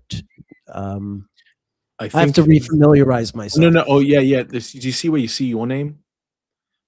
See the Uh, arrows next to your name on either what, side of the screen? arrows next to my name on either Yeah. side Do of the you see where it screen. says Nick Dagan Best? I said, Right there. welcome back, Like Nick in the center Dagan. of the screen. Look in the very center of Oh your yeah, screen. yeah. Nick Dagan Best. Oh yes, And yes, then yes. see, That's yeah, right. Thank there you you. go. That's right. There's my friend Mike. There's my brother Michael. There's my nephew. There's my other nephew. There's my stepson Kingsley. There's Leah, Ayanda, and my buddy Jay, my buddy Jeremiah, and my beautiful wife Anna, and yeah, and myself. So you can look at everyone's updated, information as well. So it's really cool. Yeah, I think circles is amazing, and I don't know how we I don't know how we didn't think of this originally, because we came up with the idea of circles and like, oh yeah, that's really cool. So you can like kind of keep track of like the people closest to you in the charts that you're most interested in following, and then we've had people go like, oh, you should have like allow people to have circles for every chart, like to kind Yeah, of. yeah, I'm like, oh, well, obviously, like, how yeah, did we not? It's been yeah, amazing to kind of get people's ideas on what to include. People come up with things that I never even sort of thought of, or that I feel stupid for not having thought of. I'm like, we went all the way there, and then there's like Yeah, another good idea, like right on the cusp of that. exactly. One other person asked about incorporating charts from other softwares. Yeah, That's one of the next things that will be yeah, done and added. It's a major priority. I mean, that's how I'm going to incorporate my database, and I know yeah, Adam Ellenbass wants it as well for yeah. for his teaching. So yeah, that's going to be one of the next things to be added. Yeah, the idea will be we want it to just be really easy to transition from whatever software you're using. Usually, most astrology software will give you the option of exporting your data. So my goal is that we'll have, and I can even sort of envision like how it could be done, or just like an importer on so on Nechepso that you know just upload the files that you exported from the other program, and it will sort of incorporate it into Nechepso's data format. Um, so we do have a way of doing that. We just never quite got to it with this release, but we will. That we definitely want it to be easy to transition. You know, right Yeah, now I'm like I said, I'm sort of like still like 50-50. Like I have a lot of old client files in Solify that I still have to go into Solify in order to get. You know, I would love to just be able to, you know, port everything over. And yeah. I think the day is coming, you know, soon where we'll be able to do that. Right on, So right on, brother. uh, looking at looking at the the comments. Oh, Sparkles of Gold, Nicholas. He said, "Can't wait to see the both of Hey, you Nick. at UAC. We will be at UAC, and we will be there, like, well, not just as speakers, but also as Nechepso vendors. Um, actually picked what I think is the most perfect spot where everyone can see us from the escalators in the hotel, and you know we're gonna have a giant TV, and you'll be able, people will get to play with the software in person if they're there." And yeah, so we hope to have a big presence there at Yeah, UAC in Chicago in September. and a big hug for Nick when we see him. Yes. Um, so Erska says, I completely fell down the rabbit hole of the ZR science score. Absolutely crazy. I love it. Right? I think that's really cool. We've needed an ability to just visually see how good or how bad or how active or how inactive a sign is. Patrick In will the be at process of ZR. Norwalk, but I won't be at Norwalk, but I will be at UWAC. Is what Sparkles Uh, of Gold asked. Yeah. I'm looking at the other comments. Do we see?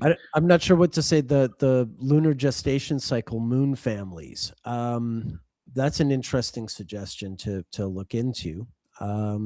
Sonia, if you have any literature that you could send our way that we could, inform ourselves on what we could incorporate and what we could do, that would be really useful. But that's a good idea. Casanti said earlier on, they said, why don't you show how to search among your charts for those with certain placements in common? That's really cool. Also, the election find functionality. Yeah, so essentially, in a given collection of charts, you can search for commonalities in those charts. I don't know if my version has that up to date. If I recall, I think I still have to update. Basically, I'm hoping to get like my changes done so that I can finally update my program to the latest version. Um, but yeah, you can do that. Um, what other things have people said in here? Well, you know, since I mean, we've talked obviously a lot about the software, and obviously we wanted to show the software, but like, um, I mean, there's so much to talk about astrologically too, you know, and we can use, you know, the software to demonstrate, you know, the kind of things that we want to talk about. But these what do you make of what do you make of the Saturn Neptune conjunction so far? One of the big things that I've been kind of wondering about with it is what was going to happen with Russia, given its long history with that conjunction. And what is this one? The return of? Is this the one that is like the founding of St. Petersburg? That's right. Yeah, in the early 1700s, St. Petersburg was founded during a Saturn Neptune conjunction in early Aries. I think 1703, Here, I if I can remember bring that correctly. up on the screen in Nechepso here. May of 1703, if I remember correctly. I can, here, I'll share my screen. Okay.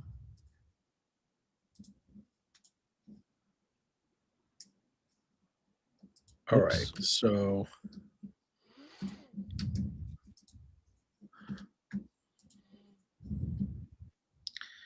alrighty, so we want to go back to 1703, you said? Yeah. Yep, there we go. So 1703 was, here, I'll make it bigger. Um, yeah, that was a Saturn Neptune conjunction in Aries. Now, this one was kind of different. It was like conjunct Jupiter. Maybe that's why this one wasn't so bad, because it seems like the common theme of the Saturn Neptune conjunctions earlier for Russia, like, they haven't always been very positive, right? Or are they mixed? No, I mean yeah, they're mostly bad. I mean, look, this is the building of St. Petersburg, but it doesn't happen overnight. He basically uses slave labor to do it, and I think like a six number figure of people die building the place. He's still at war with Sweden. The reason he builds St. Petersburg, this is Peter the Great, is so he can keep an eye on his enemy Sweden, and he's still going to be at war with them for another 20 years afterwards. So yeah, not all great. I mean, it's Russian history. There's usually some kind of suffering involved. Mm. I was just pointing out that when you double click on a planet, you like highlights just the planets that it's in aspect with. So I double Love it. clicked on Yeah. Saturn and it only shows those ones. And if you want to exit that, you just press the exit and go back. I think Brilliant. that's pretty cool. Um, I gotta say, one of the things that I've been looking at with this conjunction, especially when Mars is going through Aries, is one of the kind of historical events that this corresponds to is the 47 Ronin incident. Oh yeah, Um, yeah. That's also so from yeah. yeah, from 1703. So the basically the 47 Ronin incident, there were essentially 47 samurai and the master Arko, I think his name was, or Aro, Arko, I think, is killed, and they kind of avenge him. And they have this like revenge plot that takes place like 2 years later. So basically, the last time Mars was in Aries prior to this in 1701, and then Mars comes back to Aries, but this time it's with Saturn and Neptune, and that's this. It's in this time frame where they take up this plot to assassinate the leader that they have who betrayed the former leader or whatever. So the reason why this is become such a, I'm really bastardizing this, but the from a bastardized understanding of this event and the significance and why people care about this is because it's sort of a classic example of like conflicting duties. Because on the one hand they were following like samurai code bushido by honoring their former master, but by disobeying their current master, they were also breaking the law, and the punishment was death. And they turned themselves in after doing it. They weren't doing it to try to get away with it. They did it with full knowledge that they would be punished with death for doing it. So they handed themselves in. So it's kind of this big, it's kind of the it's about It's a statement. Yeah. it's about should you be true to your ideals and a higher purpose, or is it right to always follow the law in all cases? And so ultimately the way they resolved it is they said, well, you know um, you do need to die because you broke the law, but to preserve your honor you can all commit seppuku. So that's what happened. And so Easy I come, just think it's easy kind of go. so I think it's kind of interesting because, of course, we associate Aries with like the sign of like soldiers in the military, and so these are samurai, essentially the equivalent of like U.S. Marines.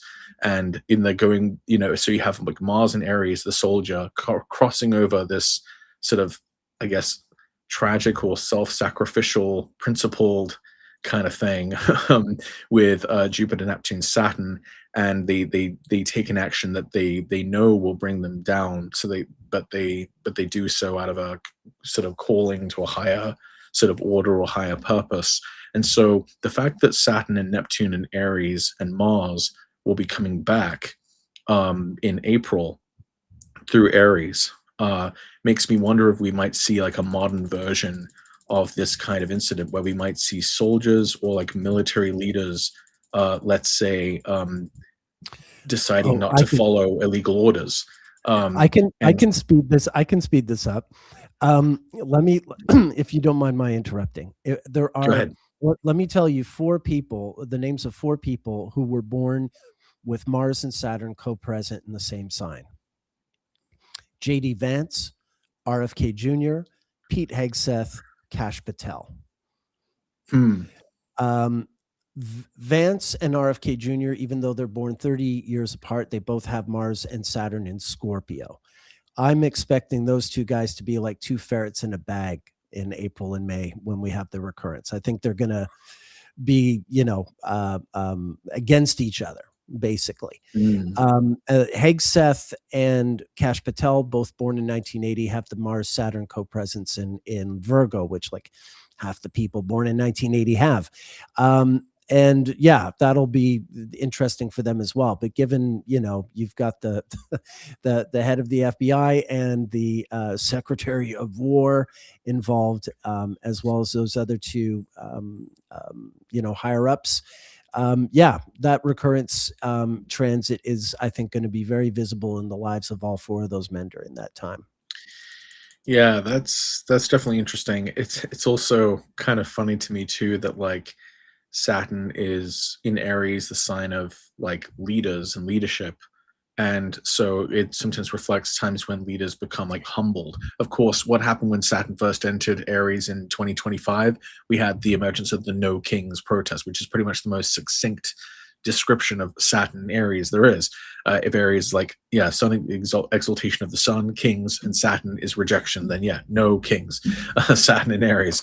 And but it's also interesting to see that you see like the humbling or humiliation of like leadership figures. And so if we look back at 1997, 1998, that was when Clinton was facing Congress over like sexually related allegations, and Saturn is in Aries again as Clinton is being summoned back to Congress on sexually related allegations.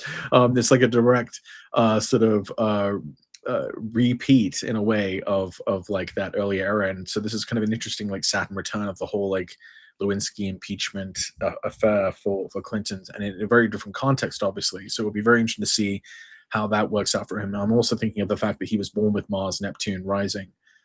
So this is kind of a recurrence for him as well, except he'll be Right. opposed to his Mars Neptune this time. Um, what's happening in the And comments there? also back in during the Vietnam War, the Tet Offensive and things like that were Saturn and Aries. Speaking of military leaders being embarrassed. Oh, oh no, no, Nick. Actually, that goes much. You are exactly correct. In fact, the week of the worst casualties on the U.S. side was when the Tet Offensive was stopped, which was right as Mars was going up to the conjunction with Saturn. And that's one of I think the big themes of like Mars, Saturn, and Aries is it's like on the one hand, it's like stopping something. Like the Tet Offensive was stopped, but at what cost? Because it forced the Secretary of Defense McNamara to resign, basically, right? Like a military figure had to step down, because they did that review of whether the Vietnam War was even winnable at that point, and they concluded Right. that it wasn't. And I think the day of Yeah. that review was on the exact day of the Mars Saturn conjunction, where they basically said we can't do this. And yeah, so Right. if we actually go back to that period of the 60s, it's actually really funny because Well, they we switched the chairman of the Joint Chiefs of Staff that year as well as McNamara. yeah, well, because and then what That was when happened as well Westmoreland came along. Go ahead. in Sorry. that same time frame, that's when we get LBJ not doing so well in Yeah. that primary, and then at the 3 days past the solar eclipse in Aries, he drops out of the race. I So you will had not another speak, downfall. nor will I accept my party's Right. nomination to serve another term as your president. Oh, I don't have the I notes got in a here. What? knife in my pocket. Anyway, never mind. Yeah. Um, 1 sec. Lunar objects, North LBJ Node. was a character, man. Okay, there we go. So yeah, he this is like right around the time that he resigned. So not only was the solar eclipse like a sort of downfall, but it was directly related to, pardon me, it was directly related to, what was happening with the war, which is, it's almost a shame because he otherwise, had a pretty good record. I mean, he's the reason that the United States had Medicaid, and that's like the closest America seemingly ever got to having some kind of guarantee of health care He was access if you couldn't afford it. he was the more productive of America's sexual predator presidents. Okay, Um, yeah, I there he was was, that. I didn't know to what extent. I know that he oh, was it's kind of it's bad. ridiculous. But It's bad. I won't go into it here, but it's bad. okay, Um, so I'll stop glazing him. So, uh, No, but I mean, you're right. Look, these things are nuanced. He did do a bunch of things. His domestic policy was really, good, and war and if it hadn't poverty, been for etc. yeah, if it hadn't been for Vietnam, like the presidency really would have been this major success. So it is. No, you're absolutely right. It's tragic, and the details of his personal life are well, they are what they are. You've had worse since, but he was pretty bad. He was pretty bad. Right. You've had worse since. You mean, yeah, it's Yeah. understatement. Yeah. Yeah. So I think that's really, and we'll actually probably be talking a bit more about this whenever we, I hope I'm not letting the cat out of the bag by saying this, but I think we'll probably be on the astrology podcast pretty soon at some point with Chris talking Mhm. about Saturn and Aries stuff. So, so we'll have some more material for that. But these are definitely some of the things that sort of come to my mind when I'm thinking about Saturn and Aries and Saturn with Neptune. I mean, that's not all, right? I mean, yeah. I mean, the thing for me, like, I've been saying for over a year about how Saturn Neptune is a wake up call for everyone. Hmm. Like everyone gets their own version of a sort of like, a revelation, realizing a larger truth, realizing something that they thought was untrue or just didn't believe or what A have you. larger lie. I don't know. Yeah, Have you? right. Did you see Bugonia with Emma No, Stone no. and Jesse Plemons? Oh my God, watch it as soon as you Yeah, yeah. can. I think I it's on I Peacock. I It will. is a really, really cool movie. I mean, not cool, but like weird and amazing, and I really loved it. And it's so perfect for this moment. Nice. It is a I don't want to spoil it, but I'll just say that the parallels that it has to the current way in which people are having to confront that, like, certain things were true, or rather Right. that what you thought was a lie was actually had some more basis in truth, and then things that you thought were true were actually false. But even to the people who believed the thing that was Yeah. false, that I they mean, were it's funny. duped still. Yeah, no, I mean that's the thing. Like obviously, most of us have known Trump's a pervert for over a decade, but some Right. people are only working out, in the last few weeks or months. But in the meantime, look, the American left is suddenly realizing, oh, there was a Pizza Gate. If, Right.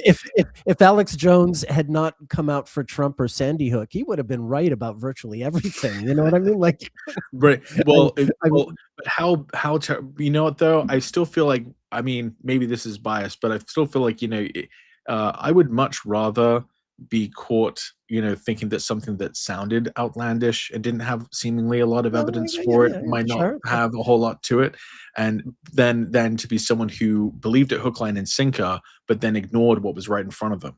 Yeah, no, Because sure. because obviously, like, the fact that people believed in QAnon, Pizzagate, etc., and then supported one of the central figures and perpetrators of the crimes that they say they're against, that's got to be worse, right?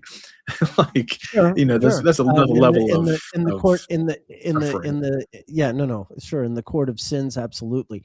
But there is still a sort of an equalizing thing to it, where everyone gets some insight into like, oh, that's not Right. something I thought was true. It is, there is an equalizer there. Yeah, You know, that's true.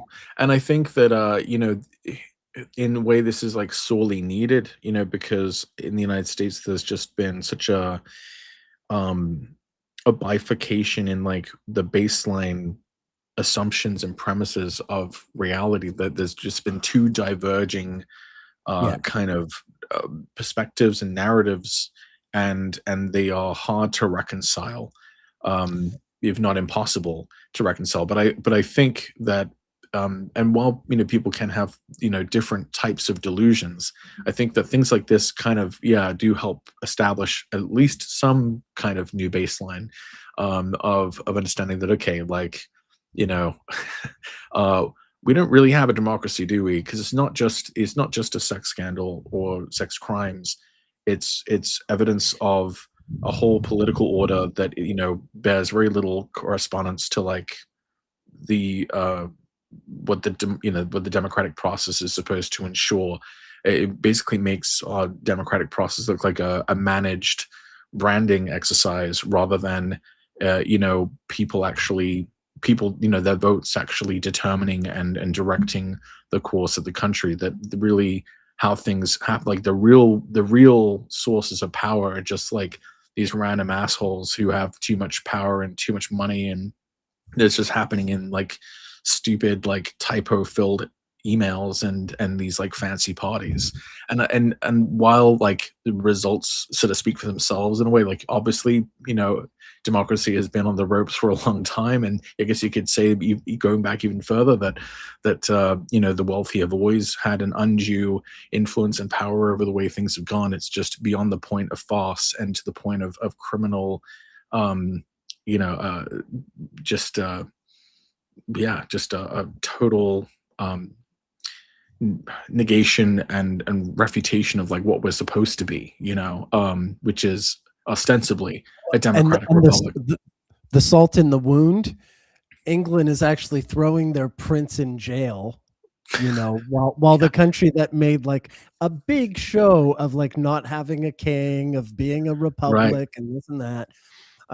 Not trying to be the jerky No, Canuck no, here, no, but, no. let's I know, face I it, get you. that's getting slapped with the irony.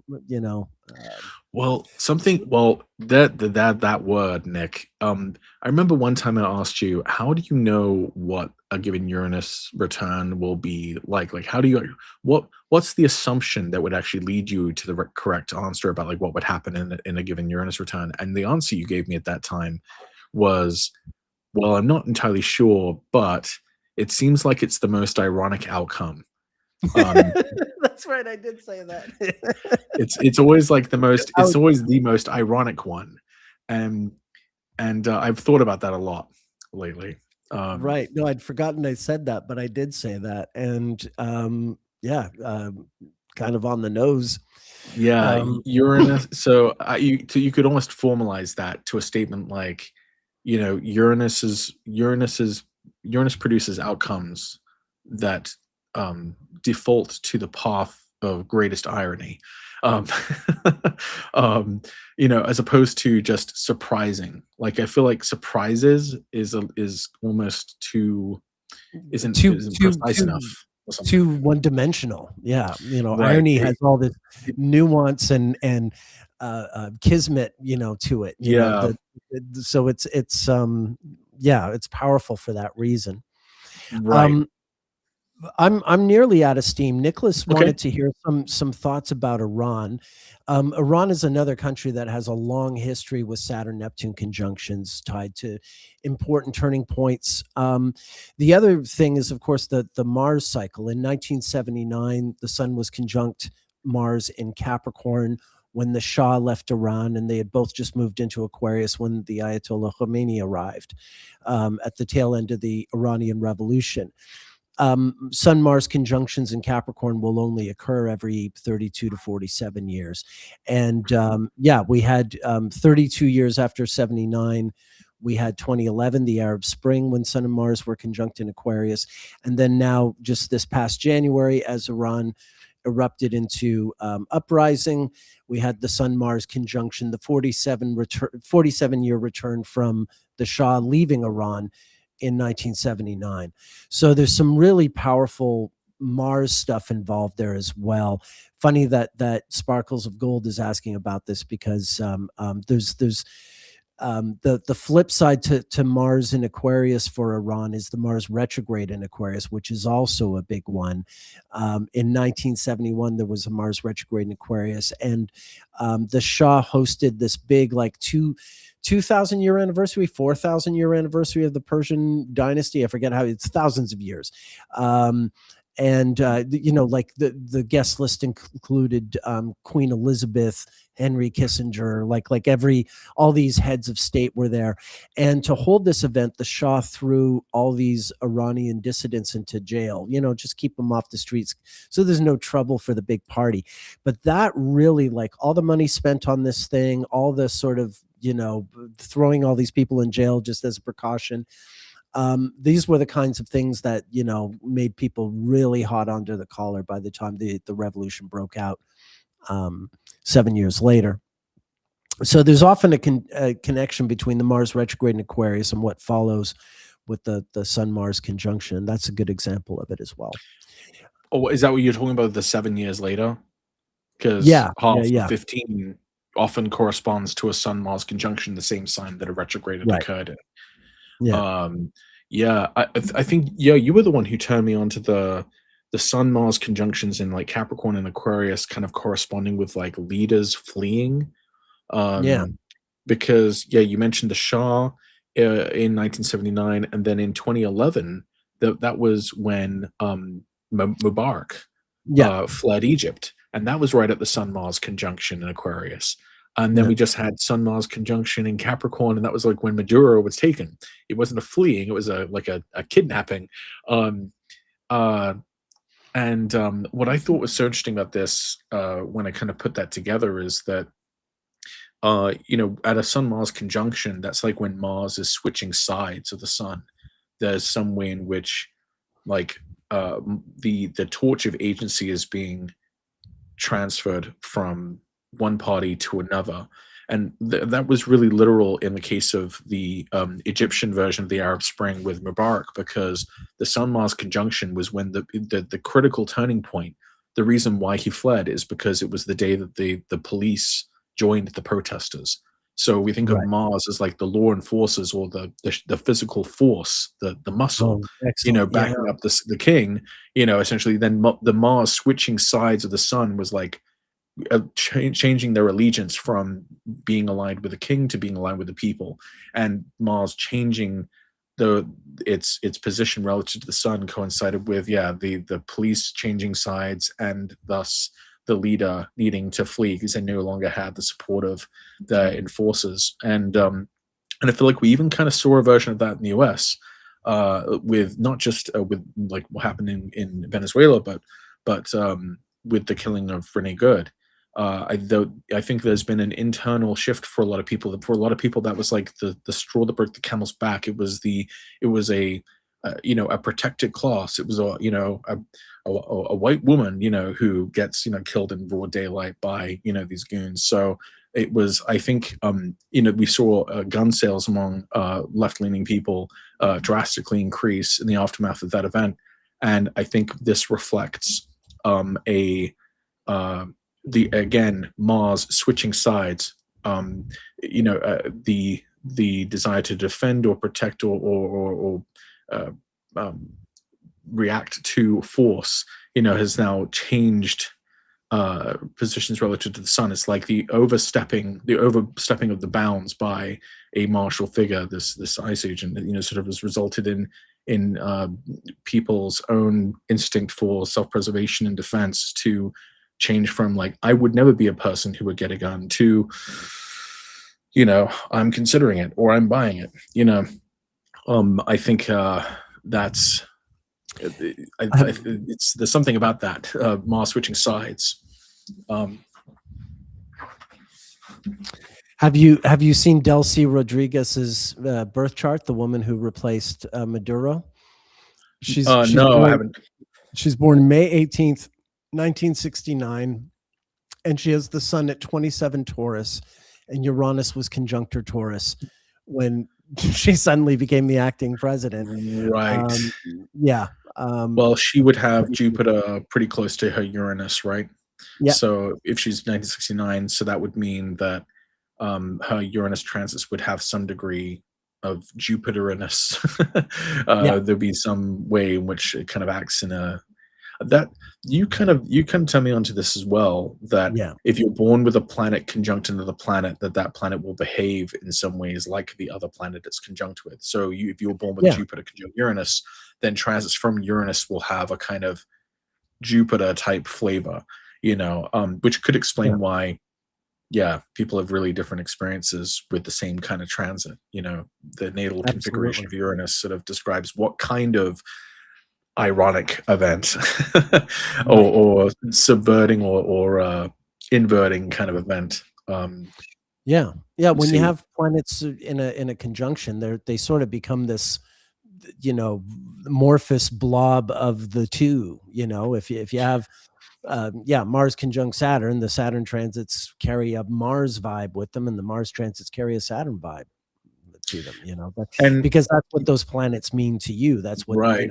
in your chart. Yeah. And you also said something which I've kind of kept with me too, which is that if you're having like a long-term transit to say a planet like Venus, like if you're having Neptune conjunct your Venus, that Venus retrogrades that occur while Neptune is conjunct your Venus will have a more like Neptunian sort of Hmm. flavor, because your natal Venus is kind of being colored in this way, and thus your experiences with Venus in that time are like, it's not just the aspect itself, but your experience with the transiting version of that planet, which I think is a Hmm. really, I don't know if anyone else has really sort of put it like that before, but the way you put it to me way back when, like, there's been a lot of, I don't know if you appreciate how huge of an influence you've had on me. Like, there's Well, just that's been nice. like little things you've said that have just like stuck with me and like influenced things. Oh, good. The way I've looked at them and the way I've thought about them and things I kind of keep track of now and pay attention to. So you often said like you felt like you corrupted the youth um, Well, that was when always you. a joke. I know, I know, but I mean, I know, I know. full disclosure, I was a man in my mid late 30s talking to a teenager, and so that was the joke. I mean, but I Sure. was I What's was, crazy but, is I'm but I wasn't. 38 now. But vouch for me. Yeah, I know you're the age I was in those I'm days. I'm Uh, now the age that you were when you first met me. So yeah. I've sometimes wondered, like, is there like another like person born 19 years before me that I sort of hand off what I have to them, but they haven't emerged yet. You mean 19 years after you? Yeah, yeah. Pardon me. Yes. Yeah. Sorry. Yeah. Well, Yeah. that was a magic time. March of 2005. Chris and Yeah. I had just met on I only heard about MySpace because Chris told me about it. And so I wound up on MySpace and then met you on MySpace shortly after, and we Mhm. all sort of coalesced. Yeah. And then I met you in person the following year. That's So right. yeah, it's been a long road, and thank you for saying that. I sure had, like, in those days, I was, until I met you guys. I mean, I knew no one else in astrology really. I knew Sam Reynolds, but I didn't know that many people, and so it was really nice to suddenly have a circle of friends to talk to, even if they were kids and I was a middle-aged guy in my 30s. But but beggars can't be choosers, and we hit it off. And I mean, I joke about corrupting the youth, but I mean, all I Yeah. I was know. doing I was know. talking astrology. I That was we took did it have as a that joke. kind of like, oh, look at me, I'm the dirty old man teaching Yeah. you astrology. No. That was No. always No. a Yeah. gag. Yeah. Yeah. I mean, unless if you think astrology is a dirty thing, then yes, I absolutely Yeah. corrupted America's youth, and I'm proud of it. I'm proud. proud corrupter. But yeah, no, that was always the joke. I mean, when you and I met, I was 36. You were the fuck. You were still 17. 17. You were 17, Mhm. and Chris was 20. Like 9, yeah, No, 19 he or was something. 20 because I bought Chris his first legal beer on his 21st birthday on November Wow. 1st, 2005. The Wow. first time he could go into a beer in America, and I bought him his first legal beer. That's really So funny. yeah, those were good times. But yeah, that was the age. So that you can imagine, like a 36-year-old hanging out with these younger guys. But that, Sure. I mean, my world was all astrology, so I can't really even. It's hard for me to relate to people who aren't, involved in astrology. I'm better at it now than I was 20 years ago when I was really Mm. just, in the weeds of my own obsession. So, Yeah. yeah, there you are. Yeah, I can't Thank you. I'd say I forgotten that thing about the ironic outcome. That's a really good yeah. line. No, you should, yeah, you should definitely, resurrect that. Um, I love when people tell me something that I forgot about. I'm like, "Oh, that's a good, yeah, that's a I said that? Wow, nice." Um, I sometimes feel like that when I see, like, old emails I've written or old, like, comments I've made where I, like, put a lot of time into it. I'm almost surprised, like, "Wow, okay, that held up. That was a good Yeah. good job, past me." Yeah. Um, Yeah. Every now and then I read like some old articles I wrote and I'm like, oh, yeah, I can write. Oh shit. Oh yeah. I'd forgotten I could do that. um, that's funny. Um, Sort of like every time I go back to Montreal and I realize, oh yeah, I do speak French. Oh yeah, I've forgotten that. j'ai oublié plus de français. Yeah. Euh, yeah, You're mixing je up ne parle, different. je ne You're parle yeah. plus. The grammar's already all over the place. I Yeah, won't. Let's. It's like pretty soon you can use those new AI translators, language yeah. translators. I'll use that. I haven't spoken French in a while. All right. Well, So we're gonna oh, wrap this up, but you're wrapping up. Yeah, yeah, but I did want to say, I'm definitely interested in doing a lot more live streaming now that Nechepso's out. It's a joy to use, and I want to play with it and play with it live. So yeah, if you're not subscribed to, follow me on your venue of choice, please do. Patrick, I know you will come back. We will yes, do this again. yeah, we will. Um, yeah. I love doing this with you, and we can get into more. The more we sort of unpack Nechepso, the more we can use it to engage with the astrology we're talking Yeah, about online. And yeah, I think there's so much we can do now that we've landed this thing. And so thank you, and thank you for your brilliant exposition of Nechepso today. Um, yeah, nice. I'm Yeah.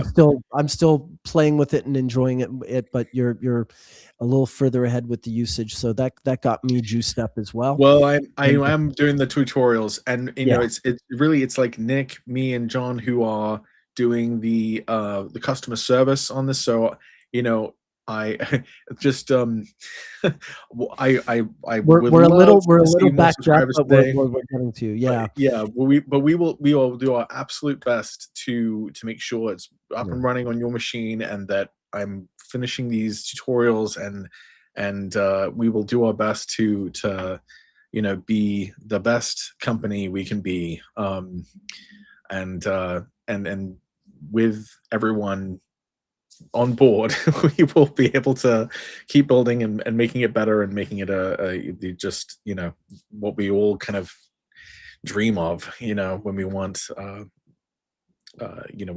when we've thought of like having new software. This is really, for me, this is the really big Saturn Neptune thing. It's the dream, the vision, becoming a reality. Yeah. And we're here. We're here. We're here. So stoked. All right, man. Well, thank you, everyone. Thank you for sitting through this, and we hope you enjoyed it. We really enjoyed your comments and feedback, and getting a chance to show this off to you. Um, you can see all the QR codes and other and you know promo codes and what have you. So we don't need to mention those. They've been in your face this whole time. Thank you very much, and yeah, we'll see you soon. I'm not sure.